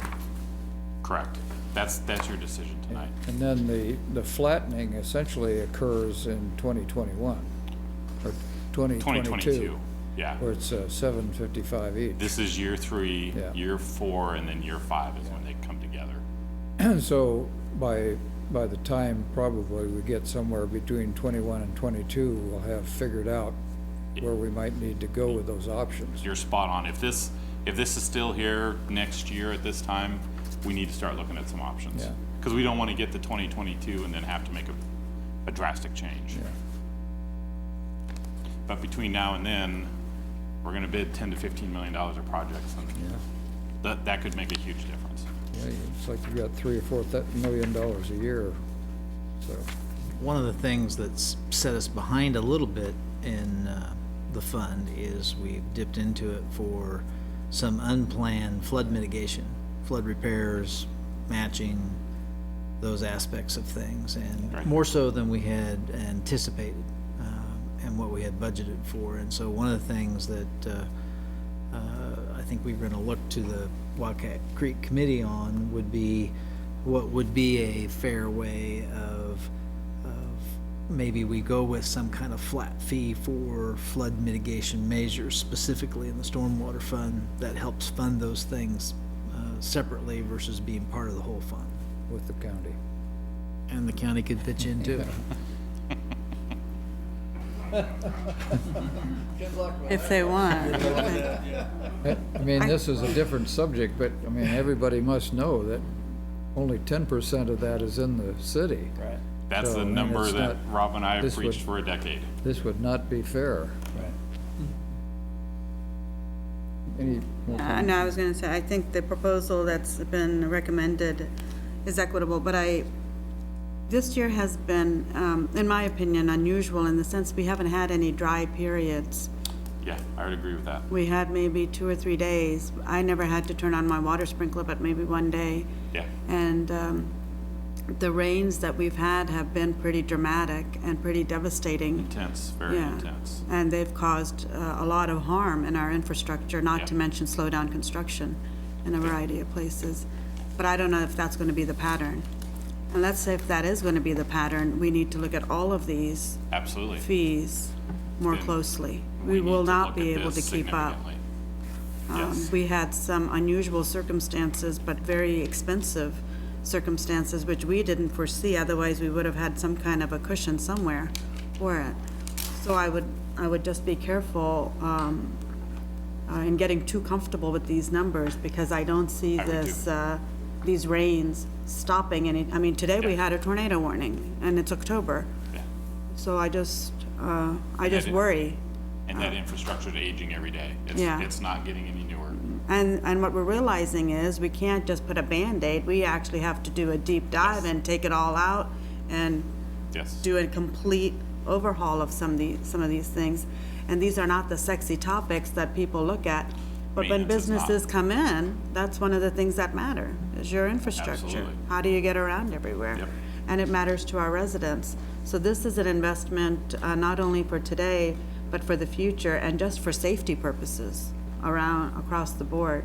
So I think this is a fix for now, but definitely it's going to be coming many years. And the state, unless the state and federal and FEMA does something different with what they're doing too. Comes up with some sort of a plan. Yeah, I don't Yeah. see that on. I don't see that happening. Yeah. So it falls on us to do this. Yep. So, yeah. Okay, well, thank you for this. Thank you. Okay, we'll ask for public comment on this item.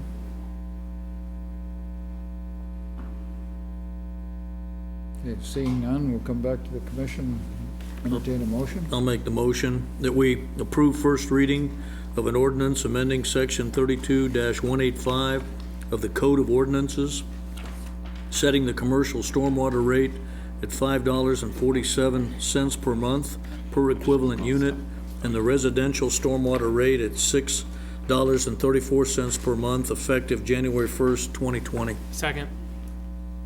Call the roll, please. Commissioner Reddy, Yes. Commissioner Butler, Yes. Commissioner McKee, Yes. Commissioner Morse, Yes. Mayor Dodson. Yes. Motion carries 5-0. Okay, item 9 is executive session, and I'd entertain a possible motion, and I think we want to peg this at 20 minutes. Is that still right? 15 minutes? So if we peg this to return at 10 minutes after the hour? I move we go into executive. Oh. I move we go into executive session till 10:15. Second? Yep.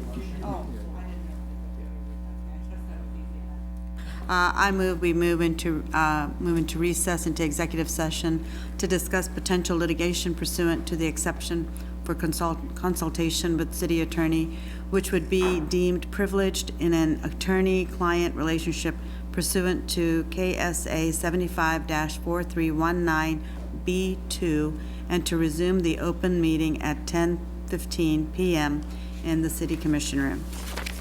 Second. Second? Call the roll. Commissioner Butler. Yes. Commissioner McKee. Yes. Commissioner Morse, Yes. Mayor Dodson, Yes? Commissioner Reddy. Yes. Motion carries 5-0. I caught it on my workbench. I laid it down and I started to pick it up and it ripped open.